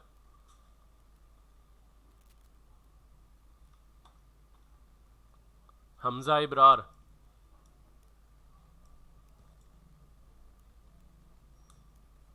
हाँ जी Abdul Rahman 1846। Sir diminishing, yes sir Diminishing musharaka. This type of venture is commonly used to acquire properties. The bank and investor jointly purchase a property. Subsequently, the bank gradually transfers its portion of equity in the property to the investor in exchange for payments. ठीक है, अब यहाँ पे देखो, मैं for example मैंने आपको ये जस्ट एग्जांपल ये दी है कि अगर मैं बैंक के साथ मिल के एक प्रॉपर्टी परचेज करता हूँ, मेरी अदर सोर्स ऑफ इनकम भी है, और बैंक उसके ऊपर 6 लाख रुपये इन्वेस्ट कर रहा है, मैं उसके ऊपर 4 लाख रुपये इन्वेस्ट कर रहा हूँ, तो मैं उसका 40% का मालिक हूँ और बैंक उसका 60% का मालिक है। और वो प्रॉपर्टी लेने के बाद हमने रेंट आउट कर दी, हमें उससे 8,000 रुपीज़ पर मंथ हमें आ रहा है, रिसीव हो रहा है, तो बैंक क्या करेगा, उस जो 8,000 रिसीव हो रहा है उसका 60% बैंक को रिसीव होगा और 40% मुझे रिसीव होगा। लेकिन with the help of additional income, जो मेरे पास अदर इनकम आ रही है, मैं हर महीने क्या करूँगा, उससे 10,000 रुपये एक्स्ट्रा पेमेंट करके बैंक को, मैं उससे वो एक एक हिस्सा क्या करता जाऊँगा, परचेज़ करता जाऊँगा। जब परचेज़ करता जाऊँगा तो फर्स्ट मंथ में बैंक 60% का मालिक था, मैं 40% का मालिक था। दूसरे महीने में अगर देखा जाए तो बैंक 59% का मालिक होगा और मैं 41% का मालिक हूँगा। तीसरे महीने में देखा जाए तो मैं 42% का मालिक हूँगा और बैंक क्या होगा, 58% का मालिक होगा। तो with the passage of time मैं 1 बाय 1 वो शेयर परचेज करता जा रहा हूँ। तो ये बेसिकली ये चीज़ क्या कहलाती है आपके पास, डिमिनिशिंग मुशारका कहलाती है। अच्छा, इसके अंदर ये भी बता दूं कि अगर प्रॉफिट और लॉस ये जो सा डिक्रीज या इंक्रीज होता है तो वो दोनों पर्सन उसको एंजॉय करते हैं या दोनों पर्सन उसका लॉस बेयर करते हैं। फॉर एग्जांपल कोई मंथ आया जिसके अंदर आपका प्रॉपर्टी रेंट पे थी नहीं, तो ना बैंक को कुछ रिटर्न हुआ ना मुझे कोई रिटर्न हुआ। बात क्लियर होती है? तो इसका मतलब है दोनों पर्सन क्या कर रहे हैं, रिस्क बेयर कर रहे हैं। अगर मार्केट में इस प्रॉपर्टी की वैल्यू डाउन हो जाए, तो अभी डिसाइड हुआ है कि भाई 10 लाख की चीज़ है, 10,000 रुपये एक शेयर है, एक शेयर की प्राइस है। अगर मार्केट में इसकी प्राइस डाउन हो जाए, 10 लाख की जगह इसकी प्राइस 6 लाख रह जाए, तो क्या मैं फर्दर इसके इक्विटी पार्ट में परचेज करूंगा? नहीं, मैं इसका परचेज नहीं करूंगा। क्यों? इक्विटी पार्ट अब मुझे महंगा मिल रहा है, फिर बैंक के साथ दोबारा निगोशिएट करना पड़ेगा, दोबारा इसकी प्राइस को एवेल्यूएट करना पड़ेगा। तो इसका मतलब है प्रॉफिट या लॉस दोनों बेयर कर रहे हैं। अगर मार्केट में इसकी प्राइसेस अप हो जाए, 10 लाख की जगह 12 लाख हो जाए, देन ये चीज़ क्या होगी, जैसे पर शेयर प्राइस है वो क्या हो जाएगी, इंक्रीज हो जाएगी। लेकिन ये at the time of contract bank के साथ डिसाइड किया जाता है कि भाई हमने हर साल या 6 महीने बाद, कितने अरसे बाद हमने इसको दोबारा रीवैल्यू करवाना है। वो जो प्रॉपर्टी परचेज़ की है, जो एसेट परचेज़ किया है, उसको कब रीवैल्यू करवाना है, ये प्री डिसाइडेड होता है।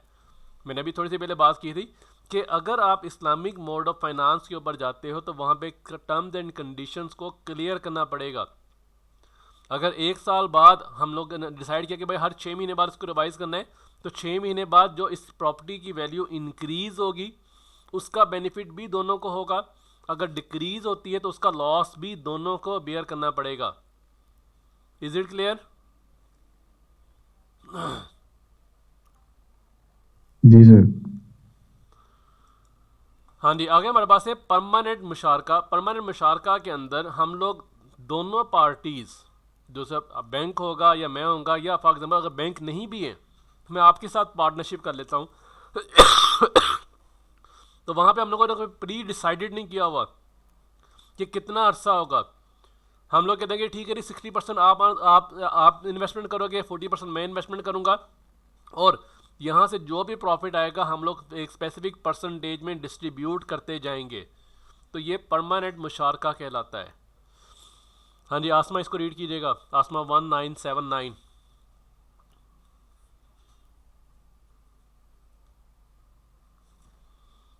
हाँ जी, आसमा 1979 इसे रीड कीजिएगा।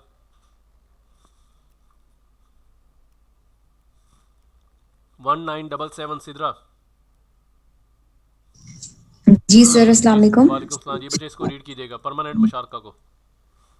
Permanent musharaka, the type of joint venture, does not have a specific end date and continue operating continue operating as long as participating parties agree to continue operations. Generally, it is used to finance long-term projects. ठीक है, अब यहाँ पे अब इसकी example just एक आप ये ले लो कि सेम यही प्रोजेक्ट है, मैंने बैंक के साथ या आपके साथ मिलके इसके अंदर इन्वेस्टमेंट कर दी और मैं इसके कोई भी शेयर परचेज नहीं कर रहा, यहाँ पे हमारी जो परसेंटेज है वो दोनों की सेम रहती है इन लॉन्ग रन, और मैंने और आपने इसका कोई पीरियड भी डिसाइड नहीं किया हुआ कि कब तक चलेगी, एक कंटिन्यूस पीरियड चलती है। कभी प्रॉफिट ये नुकसान होता है, आपका जैसा रेंट हमें रिसीव हो रहा है ये कम हो जाता है, कभी ये ज़्यादा हो जाता है, तो इन बोथ केसेस मुझे भी वो रिस्क बेयर करना पड़ रहा है, आपको भी वो रिस्क बेयर करना पड़ रहा है। Ultimate eight the end of the partnership, जो जब मेरे आपकी पार्टनरशिप में जो एग्रीमेंट है, जब ये एसेट सेल होगा, अगर ये प्रॉफिट पे सेल होता है तब प्रॉफिट दोनों एंजॉय करेंगे, अगर ये लॉस पे सेल होता है तो लॉस दोनों पार्टीज क्या करेंगी, बेयर करेंगी। तो this type of arrangement this known as permanent musharaka. हाँ जी, इसके ऊपर कोई कन्फ्यूजन?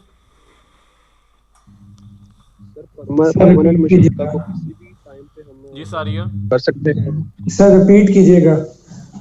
जस्ट मिनट, मैं इधर पानी पी लूँ। ओके।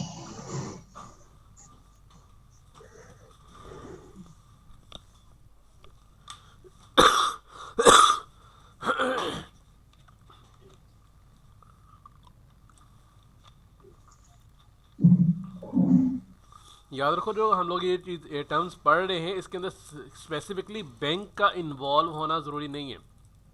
हम बैंक के साथ भी इस किस्म की ट्रांजैक्शन कर सकते हैं, और हम दो पर्सन मिलके जो आपस में अरेंजमेंट करते हैं, आपस में जो डीलिंग करते हैं, तो वो भी क्या होगी, इसी टर्म्स में कंसीडर की जाएगी, डिमिनिशिंग मुशारका या परमानेंट मुशारका में कंसीडर की जाएगी।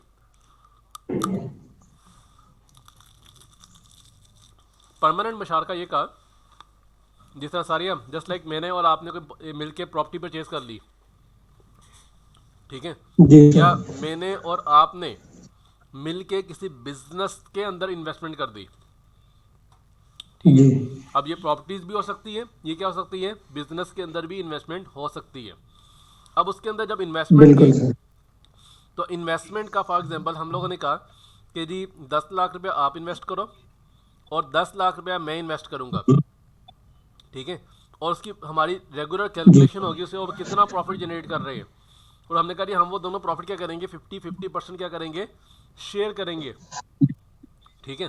और कब तक करेंगे, कोई पीरियड डिसाइड नहीं है, कोई टाइम पीरियड डिसाइड नहीं है।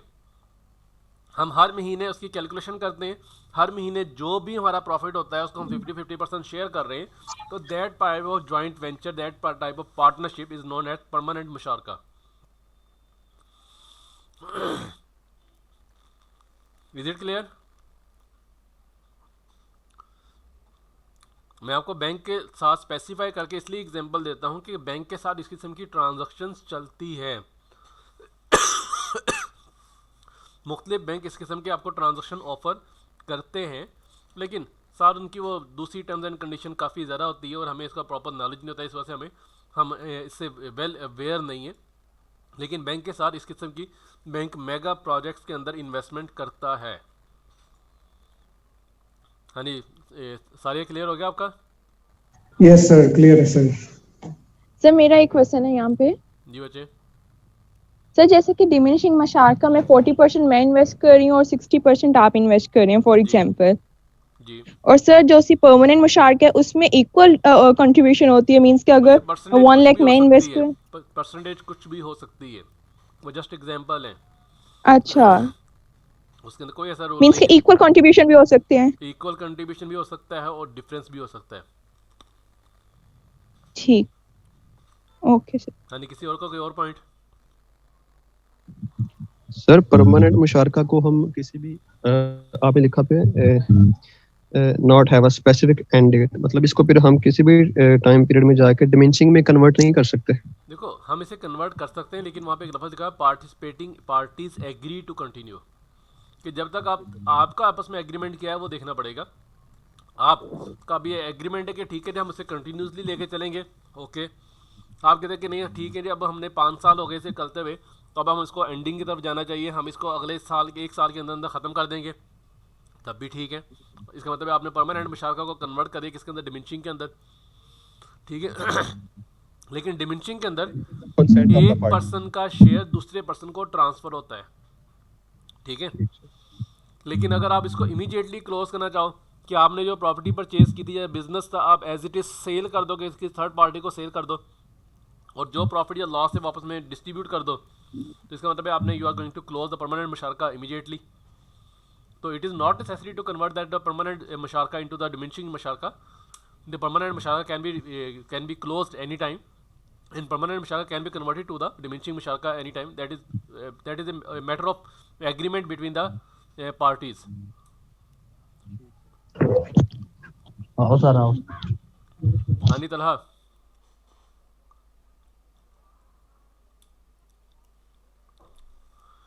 हाँ यहाँ तक आगे इसे मूव किया जाए। हाँ जी इसको आगे लेके चलें, आगे मूव करें। जी सर। Yes sir. आगे हमारे पास है मुराबा, मुराबहा। हाँ जी कौन रीड करेगा इसको? हाँ जी अब्दुल अजीज रीड कीजिएगा इसको।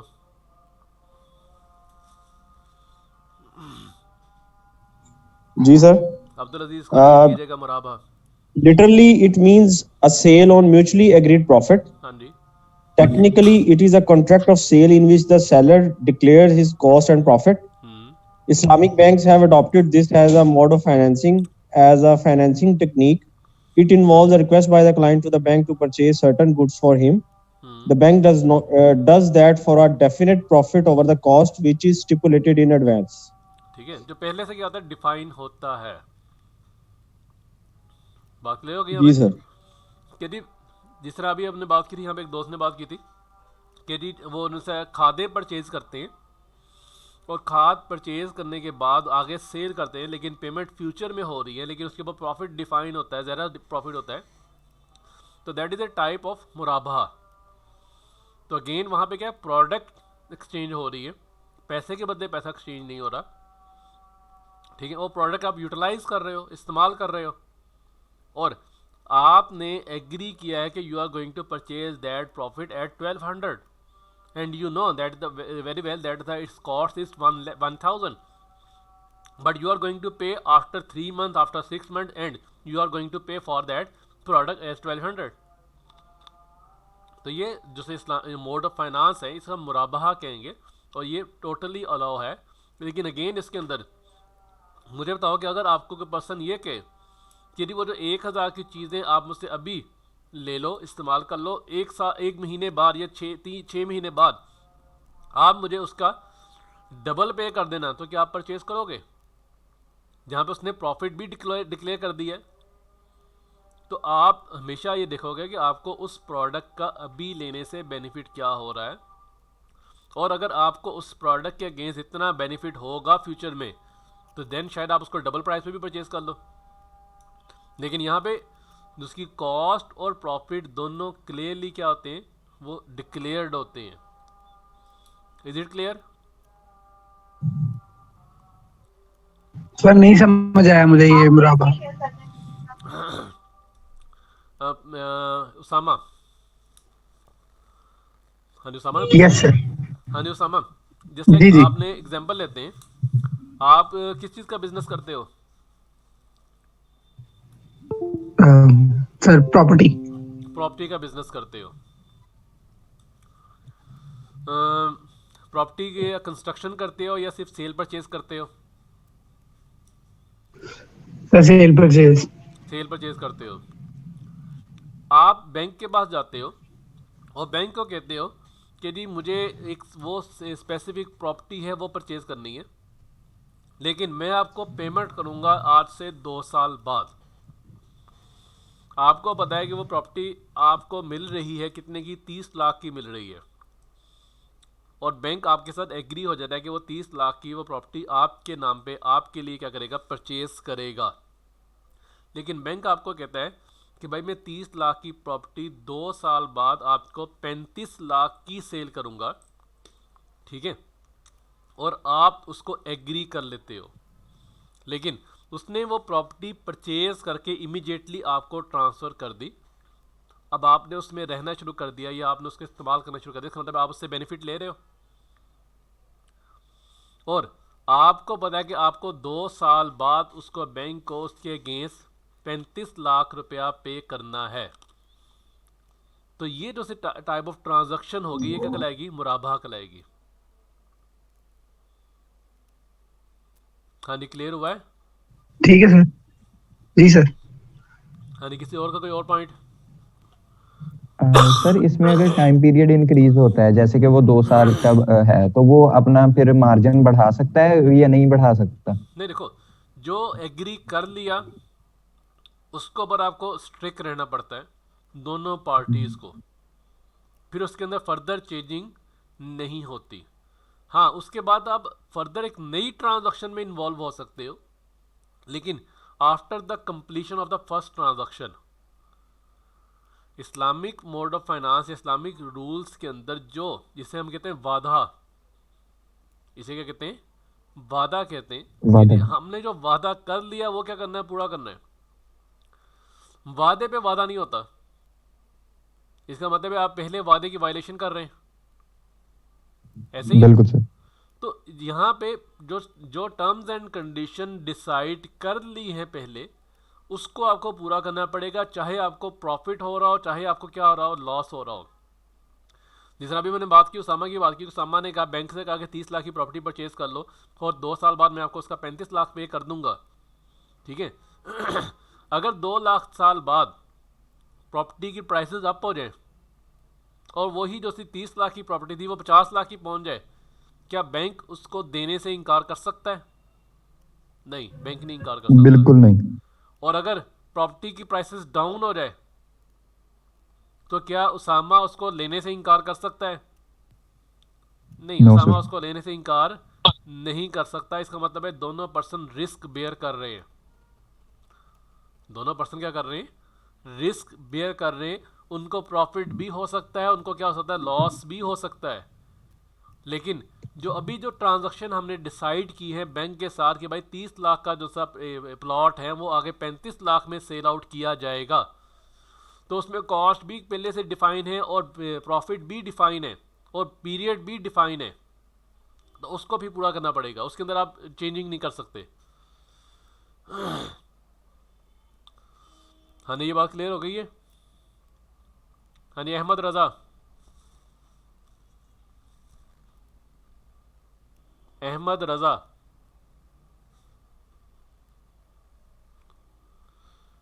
एहसान, एहसन 1571।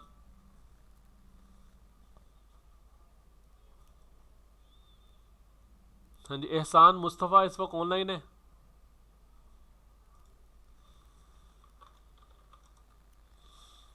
एहसान मुस्तफ़ा यहाँ पे चैटिंग में अपना मैसेज छोड़ के चला गया, सर प्लीज़ मार्क अटेंडेंस, और उसके बाद वो अभी यहाँ पे अवेलेबल नहीं है। बिलाल शाहिद। जी सर। हाँ जी बच्चे, यहाँ तक पॉइंट क्लियर है आपके? जी सर, क्लियर है। कोई क्वेश्चन? नहीं सर, अभी फिलहाल कोई क्वेश्चन नहीं। Sir Islamic financing sir tough नहीं है सर? इसकी टर्म्स वगैरह, इनकम मींस के सारा इसके वो सिर्फ इसलिए टफ सर आपको मुझे लग तो रही है मुश्किल लग क्योंकि रही है। हम लोगों ने ये नुस्खा लफ्ज़ हैं वो बहुत कम पढ़े हुए हैं या रोज़मर्रा ज़िंदगी में हम इसे इस्तेमाल नहीं करते, इस वजह से आपको थोड़ी सी डिफ़र कर रहे हैं। अगर हम अरबी से थोड़ा सा फेमिलियर हों तो ये बिल्कुल आसान टर्म्स हैं। बिल्कुल सर, बिल्कुल। हाँ जी, आगे हमारे पास आ रही है इजारा। अभी जो आप लोग कह रहे थे ना कि आपके पास ऊपर जो डिमिनिशिंग मुशारका था, आप उसको उसके साथ रिलेट कर रहे थे इजारा के साथ, तो अब देखना दोनों में डिफरेंस क्या है, इजारा और डिमिनिशिंग मुशारका के अंदर क्या डिफरेंस है। हाँ जी, इजारा को कौन रीड करेगा? हाँ जी, अरीबा बतूल। जी सर। हाँ जी बच्चे, इसको रीड करें। In this type of finance agreement, the lessor lease the property to the lease bracket में to क्या the लिखा हुआ lessee है? in exchange for ब्रैकेट में क्या लिखा हुआ है? who must own the property. हाँ जी, यहाँ पे इस्लामिक मोड ऑफ फाइनेंस के अंदर अगर हम बात करेंगे जो सा इस कन्वेंशनल मोड ऑफ फाइनेंसिंग की बात करेंगे तो वहाँ पे लेसर सम टाइम ऑनर होता है, सम टाइम ऑनर नहीं होता। लेकिन अब अगर इस्लामिक मोड ऑफ फाइनेंस की बात करेंगे तो वहाँ पे लेसर के लिए क्या कहा गया है? Who must own the property, कि वो प्रॉपर्टी का मालिक होगा, उसके नाम पहले ट्रांसफ़र होगी। हाँ जी आगे। Lease the property to the lessee in exchange for a stream of rental and purchase payment, ending with the transfer of property ownership to the lessee. हाँ जी, अब सम टाइम यहाँ पे क्या होता है कि आपके पास परचेज पेमेंट भी होती है, ठीक है, और सम टाइम जस्ट क्या होते हैं? रेंटल होते हैं। अब जो करंटली पाकिस्तान के अंदर कार इजारा जो सर नाम चल रहा है, मुख्तलिफ बैंक्स है वो दे रहे हैं, वो आपको ये कहते हैं कि भाई आपने एक कार परचेज करनी है, कार की प्राइस क्या है? 20 लाख है।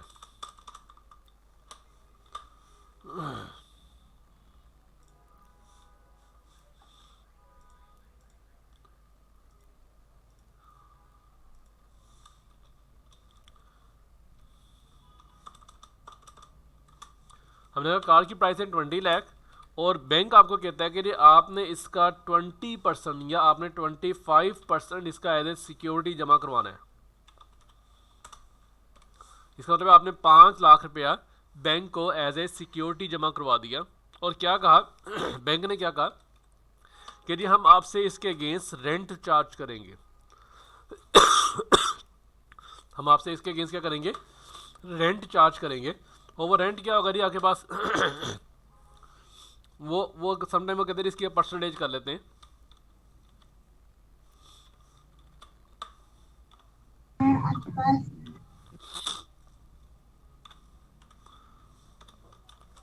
उसने कहा हम आपसे इसका रेंट चार्ज करेंगे 0.06।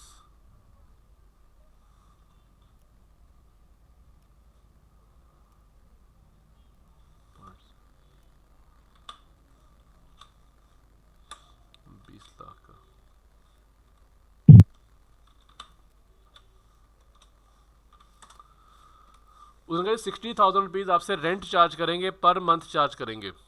और कितने साल के लिए चार्ज करेंगे? लेट्स सपोज आपने उसके साथ एग्री कर लिया कि आप उसके जो लीजिंग कर रहे हो वो 3 साल की या 5 साल की लीजिंग कर रहे हो। यहाँ पे हम उसको 3 साल का रख रहे हैं।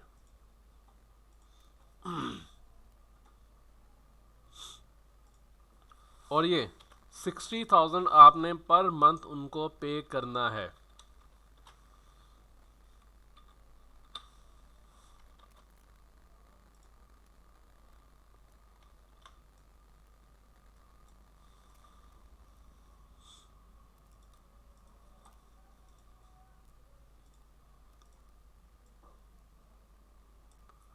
Eight the end of the lease period, जब ये पीरियड ख़त्म होगा तो बैंक आपको ये कहता है कि we are going to offer you this specific car against your security deposit, कि भाई आपने जो 5 लाख रुपया जमा करवाया था उसके अगेंस्ट हम ये कार आपको ओनरशिप ऑफर कर रहे हैं।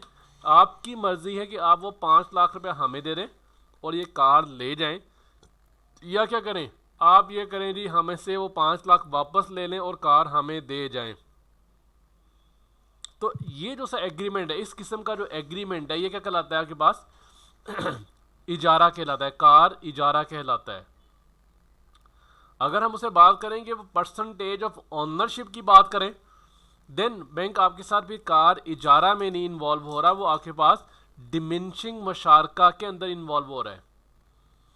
अगर वो कहता है कि आप दोनों की ज्वाइंट ओनरशिप है, कि जो सा आप ये कार है इसकी वैल्यू क्या है जी आपके पास 20 लाख है और इसके अंदर 15 लाख रुपया बैंक इन्वेस्ट कर रहा है और 5 लाख रुपया आप इन्वेस्ट कर रहे हो, तो इसका मतलब है इस बैंक इसका कितने परसेंट का ओनरशिप है? ओनर है बैंक की, बैंक इसका 75% का ओनर है और आप इसके कितने के ओनर हो? 25% के ओनर हो। देन इसका जो भी रेंट डिसाइड होगा उसमें दोनों की पार्टिसिपेशन होगी। लेट्स सपोज हम लोगों ने कहा एक सर 60,000 ही इसका रेंट डिसाइड हुआ है, इसका 60,000 ही रेंट डिसाइड हुआ है, तो इसका मतलब है इस जो सा 60,000 इसका अगर रेंट है तो उसके अंदर 75% किसका होगा?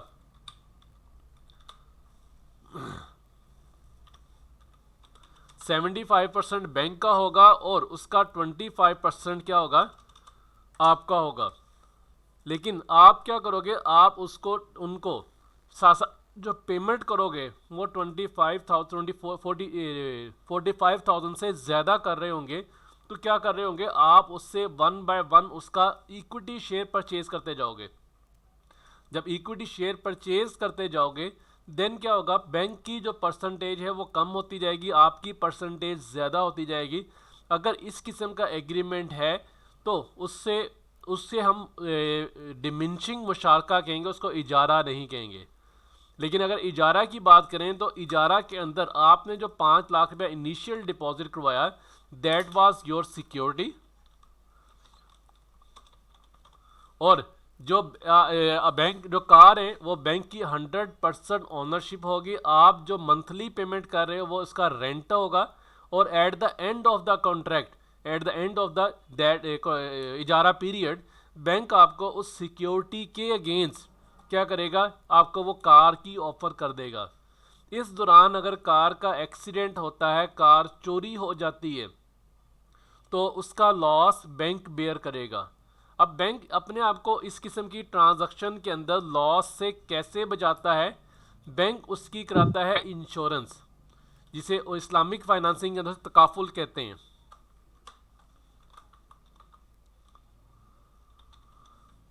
इस्लामिक फाइनेंसिंग के अंदर से स्पेलिंग में भी गलत हो मेरे, तो उसे तकाफुल कहते हैं। उसकी बैंक इस्लामिक इंश्योरेंस बैंक ने करवाई होती है। अगर गाड़ी चोरी हो जाती है तो बैंक इंश्योरेंस कंपनी से, जो तकाफुल कंपनी है, उससे क्लेम करता है। अगर उसको सारा का सारा पैसा मिल जाए तो वो बैंक का है, अगर उसको कोई पैसा ना मिले तो वो लॉस किसका होगा? बैंक का होगा, क्योंकि 100% ओनरशिप कार की किसकी थी? बैंक की थी, आपकी नहीं थी। और आपका जो इनिशियल डिपॉजिट है, सिक्योरिटी था 5 लाख, वो आपको रिटर्न होगा इन केस कि अगर कोई गाड़ी चोरी हो जाती है या उसको क्या कहते हैं कोई मेजर एक्सीडेंट हो जाता है जिसमें उसकी वैल्यू 0 हो जाती है। इवन के हमने यहाँ पे जो इजारा के अंदर याद रखो कि जो उसकी रेंटल पेमेंट तब स्टार्ट होगी जब आपको प्रोडक्ट ट्रांसफ़र हो जाएगी, जब आपको जो सी कार है वो ट्रांसफ़र हो जाएगी, उसके बाद उसकी रेंटल पेमेंट स्टार्ट होती है। अगर कार अभी तक आपको ट्रांसफ़र नहीं हुई तो उसकी रेंटल पेमेंट आपको पे नहीं करनी। इसी तरह अगर आपने इस्लामिक इजारा के अंदर जाते हो, कार का कोई मेजर एक्सीडेंट हो जाता है या उसको मेजर फॉल्ट आ जाता है और वो 2 महीने वर्कशॉप पे खड़ी रहती है, तो उसका आपको रेंट पे नहीं करना होता इस्लामिक मोड ऑफ फाइनेंस के अंदर। तो यहाँ मैंने एक बात लिखी है, उसने कहा this type of financing agreement the lessor who must the own the property lease the property to the lessee in exchange of the stream of rental and the purchase payment। sometimes सिर्फ rental होता है और sometimes rental and purchase payment होता है। ending with the transfer of the property ownership to the lessee at the end period हम agree किया होता है कि भाई lessee ये परचेज करेगा, और किसके अगेंस्ट परचेज करेगा? Against the principal, against the security deposit. Is it clear? हाँ जी हमजा जी सर। हाँ जी क्लियर है, ये पॉइंट क्लियर हो गया कि इस्लामिक फाइनेंसिंग के अंदर इजारा के अंदर क्या डिफरेंस होता है। और अगर आप साथ साथ उसकी इक्विटी पार्टिसिपेशन कर रहे हो तो वो इजारा नहीं कहलाएगा, वो आपके पास मुशारका कहलाएगा। सर इजारा का तो बेसिक रूल यही है कि लास्ट पे वो उसकी ओनरशिप ट्रांसफर लाजमी होती है, तो जब ओनरशिप ट्रांसफर करनी है तो सर फिर परचेज पेमेंट तो किस चीज के अगेंस्ट होती है? सर जो हम रेंटल पेमेंट करते हैं उसके साथ उसकी जो है वो परचेज पेमेंट भी होती है। अगर आप कोई आपका दोस्त बैंकिंग सेक्टर में है जो इस्लामिक बैंक, किसी इस्लामिक बैंक के अंदर हो? Sir I think Faisal Islamic bank में। नहीं सर, कोई आइडिया नहीं। कोई आइडिया नहीं है। इन 2009 मैंने एक प्रोजेक्ट किया था इस्लामिक मोड ऑफ फाइनेंस के ऊपर, कार इजारा के ऊपर। At that time I visited more than 12 bank. तो मेरा जो प्रोजेक्ट था that was the what is the difference between the conventional banking and the Islamic mode of finance, Islamic car ijara, उसमें डिफरेंस दोनों में क्या है। एट दैट टाइम मैंने जब बैंक अल्फला में गया था, बैंक इस्लामी में गया था और मिज़ान बैंक में गया था, एट दैट टाइम ये जो मेजर पॉइंट थे। जी जी बेरिया सर, आपने बताया था कि मिज़ान बैंक के अंदर ये रेंटल वाला प्रोसीजर सारा फॉलो होता है। हाँ जी, आपने हमारे साथ एक लेक्चर में शेयर की थी ये बात। हाँ जी। तो बेसिकली उस वक्त जब मेरी इनसे डिस्कशन हुई थी, एट दैट टाइम मेरे ये तमाम टर्म्स एंड कंडीशन उनने मुझे वहाँ पे जो सी थी उनने इलेबोरेट की थी इनने। तो उस वक्त मुझे पता चला था कि कौन सा बैंक है वो प्योर इस्लामिक बैंकिंग की तरफ है और कौन सा बैंक मिक्सिंग की तरफ जा रहा है। अभी जो मार्केट के अंदर हमें मुख्तलिफ़ किस्म के प्रोजेक्ट मिल रहे हैं या मुख्तलिफ़ किस्म की हमें फैसिलिटी मिल रही है कार इजारा की। अब इसमें MCB कार इजारा भी मौजूद है, इसके अंदर आपके पास अफसरी का भी कार इजारा मौजूद है।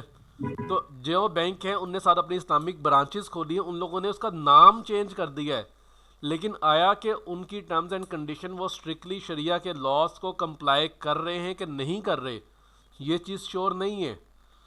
तो जब मैंने इनकी रिसर्च की थी, एट दैट टाइम मुझे पता चला कि इनमें कितना डिफरेंस है।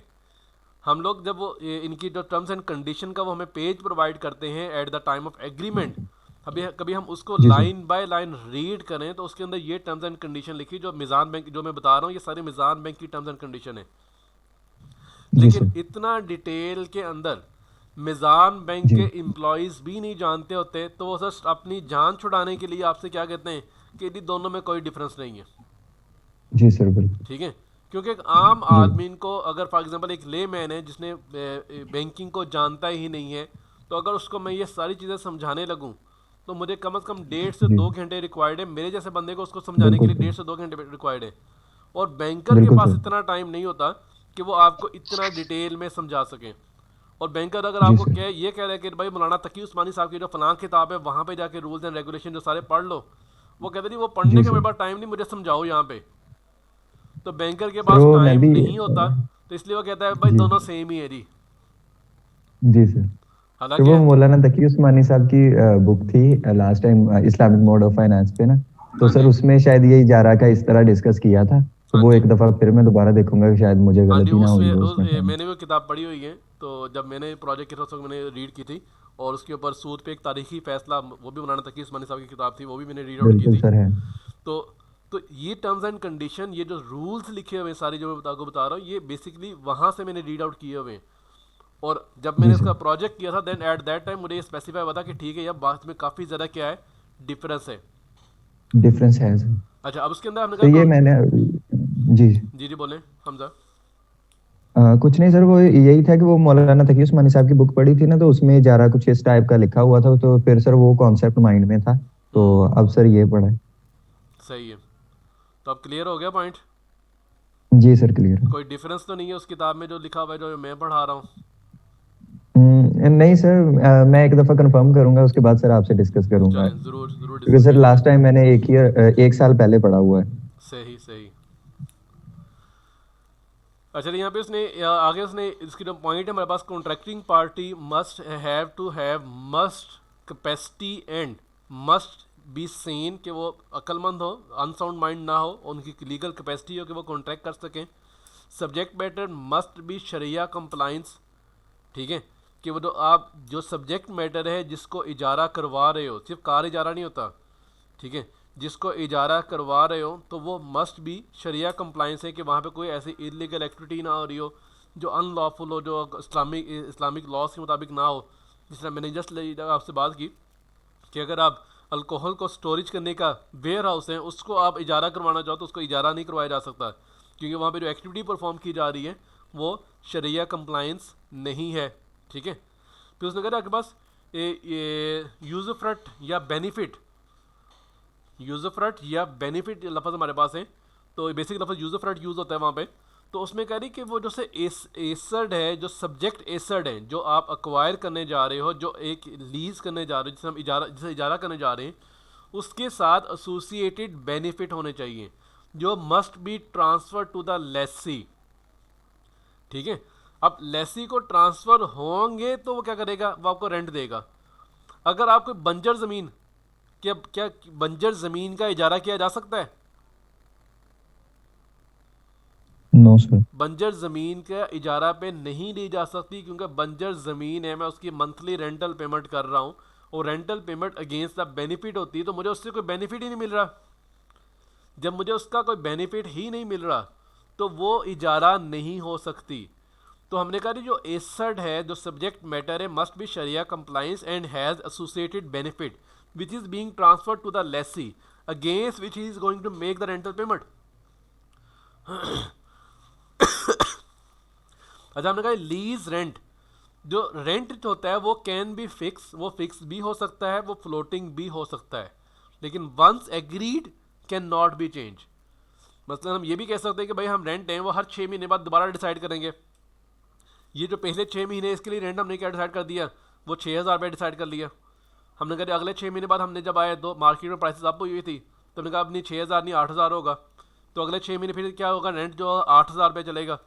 उसके बाद दोबारा 6 महीने बाद हमने कहा मिल के बैठे, फिर हमने कहा डिसाइड किया कि भाई अब मार्केट में प्राइसेस कम हो गई है तो रेंट के वैल्यूज़ को रिड्यूस करना पड़ेगा, और रेंट हमने दोबारा 8,000 से 7,000 रुपये ले आए। तो ये फ्लोटिंग भी हो सकता है और ये क्या हो सकता है, फिक्स भी हो सकता है। लेकिन अगर आपने एक दफ़ा एग्री कर लिया देन दोनों पार्टीज़ को वो वादा पूरा करना पड़ेगा, दोनों पार्टी को उसको फुलफ़िल करना पड़ेगा, उसके बाद वो दोबारा चेंज नहीं हो सकता। आगे बात देखिए कि rental payment will be start after delivery of asset, asset की डिलीवरी के बाद रेंटल पेमेंट स्टार्ट होगी और उससे पहले वो रेंटल पेमेंट जैसे वो स्टार्ट नहीं होगी। अगर आपने एग्रीमेंट कर लिया 4 महीने आपको गाड़ी डिलीवरी नहीं की गई तो वो 4 महीने आपने किसी किस्म का कोई रेंट नहीं पे करना। ठीक है, 4 महीने आपने किसी किस्म का कोई रेंट नहीं पे करना। और क्या कहते हैं, जब गाड़ी डिलीवर होगी, जिस दिन डिलीवर होगी उस दिन से उसकी रेंटल पेमेंट क्या होगी, स्टार्ट होगी। और अगर मैंने कहा नहीं, अगर ये जस्ट प्योर इजारा कॉन्ट्रैक्ट है तो जो सा रिस्क है वो लीज एसेट का रिस्क सारा का सारा कौन बेयर कर रहा होता है, लेसर कर रहा होता है। लेकिन अगर साथ आप इक्विटी पार्टिसिपेशन कर रहे हो, जैसे हम लोगों ने कहा कि आप साथ साथ उसका कुछ हिस्सा परचेज करते जा रहे हो, जैसे हमने कहा आपके पास डिमिनिशिंग मुशारका का, तो उसके अंदर परचेज करते जा रहे हो, उसका मतलब है उसका जो जितने % के आप मालिक हो उतना रिस्क आप बेयर कर रहे हो, जितने % का दूसरा पर्सन मालिक है वो दूसरा पर्सन बेयर कर रहा है। लेकिन प्योर इजारा के अंदर 100% ownership till the end of the ijara period वो लेसर के पास रहती है और सारा का सारा रिस्क लेसर बेयर करता है। अगर वो दूसरा एसेट है वो डैमेज हो जाता है, चोरी हो जाता है, डिस्ट्रॉय हो जाता है, तो वो सारा का सारा लॉस लेसर बेयर करेगा, लेसी बेयर नहीं करेगा। Is it clear to all? Clear sir. कोई कंफ्यूजन, किसी का कोई क्वेश्चन हो इजारा के बारे में? यहाँ से मैं जो सही ये परचेज पेमेंट है ना, इसको मैं रिमूव कर रहा हूँ ताकि आपकी जो कंफ्यूजन है वो ख़त्म हो जाए।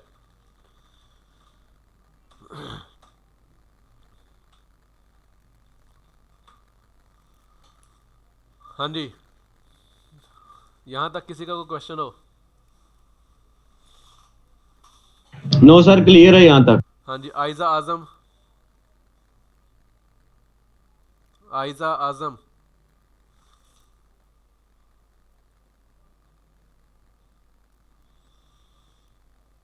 हाँ जी, आयजा आजम इस वक्त लगता है अटेंटिव नहीं है।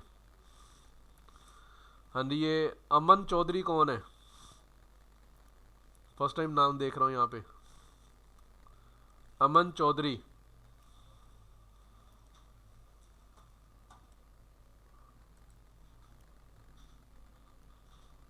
अमन चौधरी, आप कुछ पार्टिसिपेट करेंगे क्लास में? खतीजा चांदनी,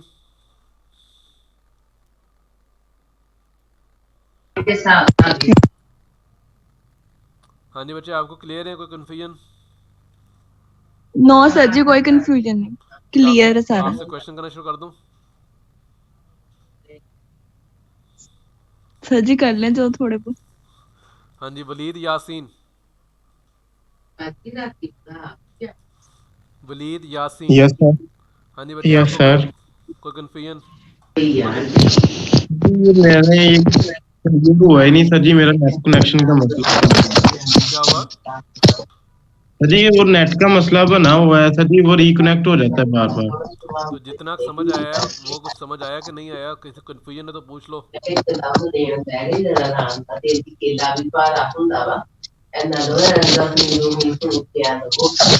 हाँ जी, सबा परवीन।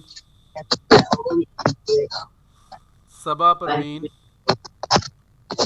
अस्सलाम वालेकुम सर। वालेकुम सलाम जी बच्चे, आपका कोई क्वेश्चन? नहीं सर। अगर मैं थैंक यू। आपसे कहूँ कि डिफरेंशिएट करें जी मुशारका और मुदारबा में, डिफरेंशिएट कर लोगे आप? सर भी पूछिए कुछ नहीं। हाँ जी।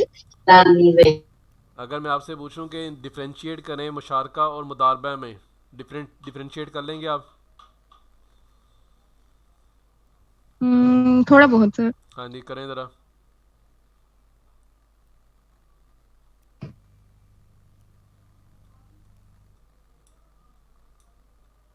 What is the difference between the musharaka and मुदारबा?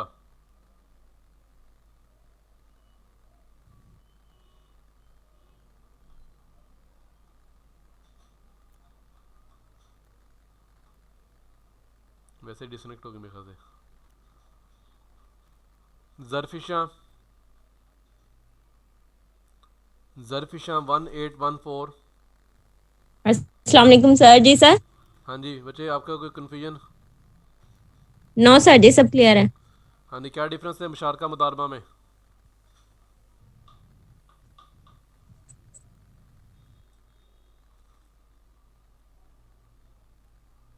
लगता सवाल बहुत मुश्किल है, जिससे पूछता हूँ वो डिसकनेक्ट हो जाता है। नो सर जी, मुश्किल नहीं है आज। हाँ जी, फिर आंसर करें।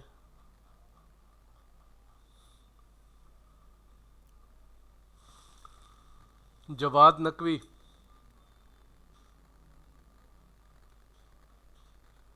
जवाद नकवी।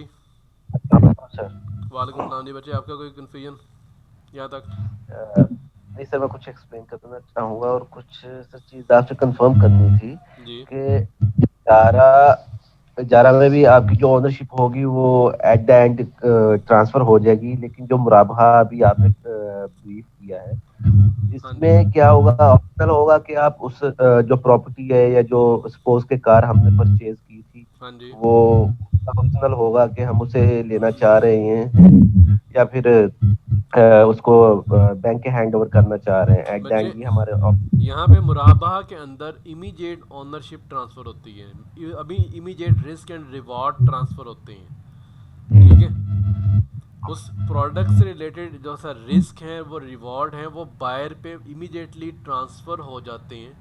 उसके अंदर रेंटल नहीं है, उसके अंदर सिर्फ प्रॉफिट है, ठीक है? तो सर वो बैंक जो ऑप्शन देता है कि आप बाइक आप कार लेना चाह रहे हो या प्रॉपर्टी लेना चाह रहे हो या वो बैंक को हैंड ओवर करना चाह रहे हो, तो ये किस चीज में आएगा? एलैबोरेट करें अपने क्वेश्चन को, आप क्या पूछना क्या चाह रहे हैं? Sir eight the and bank के पास ये ऑप्शन होता है कि बैंक जो प्रॉपर्टी लेके दी है अपने क्लाइंट को, वो उसके पास ऑप्शन होता है कि वो अगर क्लाइंट चाहे तो वो बैंक को वापस कर सकता है उसके अगेंस्ट जो उन्होंने पेमेंट दी थी एज ए रेंटल यूज किया हुआ था प्रॉपर्टी को। रेंटल नहीं, रेंटल वापस नहीं होता, उसके अगेंस्ट जो सिक्योरिटी आपने जमा करवाई होती है वो आपको रिटर्न हो जाती है। Okay sir. रेंट तो कंज्यूम हो गया ना, रेंट इनकम थी वो कंज्यूम हो गई, लेकिन आपने जो इनिशियल डिपॉजिट करवाया होता है एज ए सिक्योरिटी डिपॉजिट करवाया होता है, बैंक उसके अगेंस्ट आपको ऑफर करता है अगर आप नहीं लेना चाहते तो कार आप बैंक को हैंड ओवर कर लो और अपनी जो इनिशियल सिक्योरिटी थी, आपने 5 लाख रुपए जमा कराया था, 10 लाख जमा करवाया था, वो आप बैंक से वापस ले लेते हो आप। सही। ये सर किस में आएगा, मुराबहा में आएगा? हाँ, इजारा के अंदर, इजारा के अंदर है। मुराबहा के अंदर रेंटल नहीं होता बच्चे। ऑन द स्पॉट से सारी ट्रांसफर हो जाती है। हाँ जी, मुराबा जो सा है वो वन टाइम ट्रांजैक्शन है जहाँ पे आप एक चीज़ परचेज करते हो और आगे सेल कर देते हो। मैंने 1000 की चीज़ परचेज की, आपको 1200 की सेल कर दी और आपको कहा कि ठीक है जी आप मुझे 3 महीने बाद पैसे दे दीजिएगा। After 3 month you are bound to pay me 1200। Okay sir. तो उसमें रेंटल अरेंजमेंट नहीं होता। जी सैयद अबू बकर।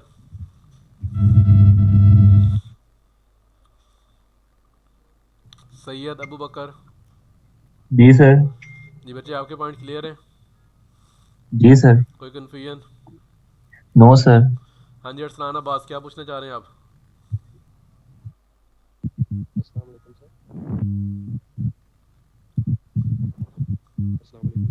अरसलान आपकी आवाज़ नहीं आ रही।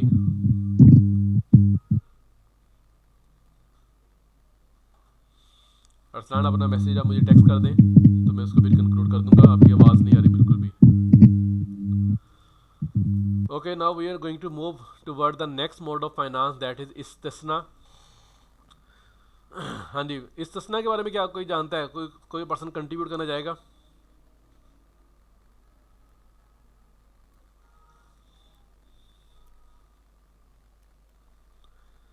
इस्तिस्ना के बारे में मैंने यहाँ पे लिखा है कि word istisna is drive from the word sana which means manufacture or the construct something. ठीक है, अब istisna is a contract of sale specified item manufacture or constructed within obligation on the part of the seller to deliver them to the purchaser upon completion। ये just like एक contract होता है कि यदि मैंने आपको कहा कि आपने एक चीज़ मुझे कंस्ट्रक्ट करके देनी है, मैन्युफैक्चर करके देनी है, दैट इज स्पेसिफिक आइटम जो सी है, और at the delivery at the completion आपकी ज़िम्मेदारी है कि आपने मुझे वो डिलीवर करनी है।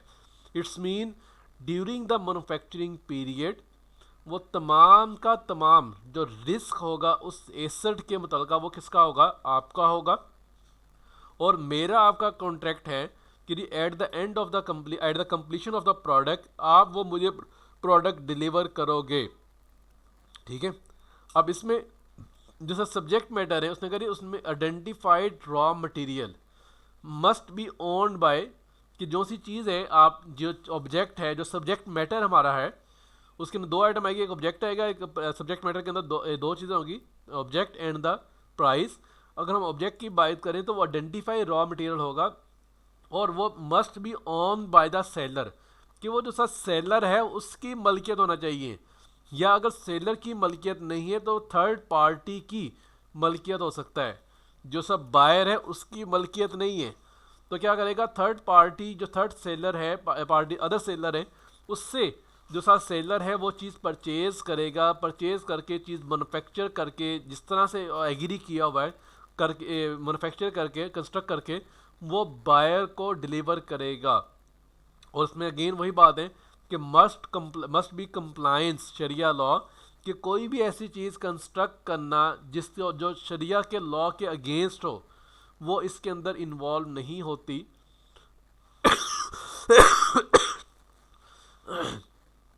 और जहाँ तक प्राइस की बात है, प्राइस इसकी डेफर्ड होती है।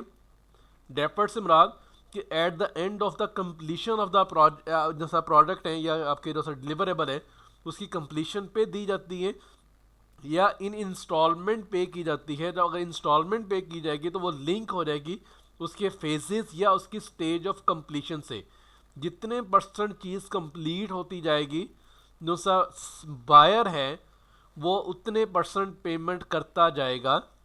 तो इसका मतलब है उस प्रोडक्ट से मुतल्लिका जो तमाम रिस्क एंड रिवॉर्ड हैं till the delivery of the product वो सेलर के पास होते हैं, सेलर पर होते हैं, और एट द कंप्लीशन बायर वो एक चीज़ बाय करने का पाबंद होगा अगर वो अकॉर्डिंग टू द स्पेसिफिकेशन और टर्म्स एंड कंडीशन जो एग्री की है दोनों पार्टीज़ ने, बायर ने और सेलर ने एग्री की है, उसके अकॉर्डिंग होगी। देन वो क्या करता है? वो चीज़ बाय करने का पाबंद होगा। और उसकी स्पेसिफिकेशन के अंदर प्राइस के अंदर अगर चेंजिंग की जाए तो वो चेंजिंग की जा सकती है, लेकिन उसके अंदर दोनों पार्टीज़ का एग्री होना ज़रूरी है। Is it clear? इस्तिस्ना क्या है? This is a mode of finance just like जिसे हम बिजनेस एग्रीमेंट कह सकते हैं। ठीक है, जिसमें हम लोग part payment by step payment भी कर सकते हैं और at the end of the completion भी पेमेंट कर सकते हैं। सर इसमें एडवांस पेमेंट का नहीं है Concept. वो हमारे पास होगा सलम में होगा, वो हमारे पास आगे जी सर। सलम है, उसके अंदर हम लोग कंसेप्ट होगा कि सलम के अंदर एडवांस पेमेंट बिल्कुल। होती है, इस्तिस्ना के अंदर बिल्कुल एडवांस सर। पेमेंट नहीं होती, डेफर्ड पेमेंट होती है या इंस्टॉलमेंट पेमेंट होती है, that is a link with the completion of the product, with the stages of the बिल्कुल completion sir. Of the product होती है। जी सर। आगे हमारे पास है इसका कॉन्सेप्ट, हमारे पास है सलम का। तो सलम इसने कहा कि purchase of the commodity or for the deferred delivery, जिसकी डिलीवरी क्या होती है, बाद में होती है, in exchange of immediate payment.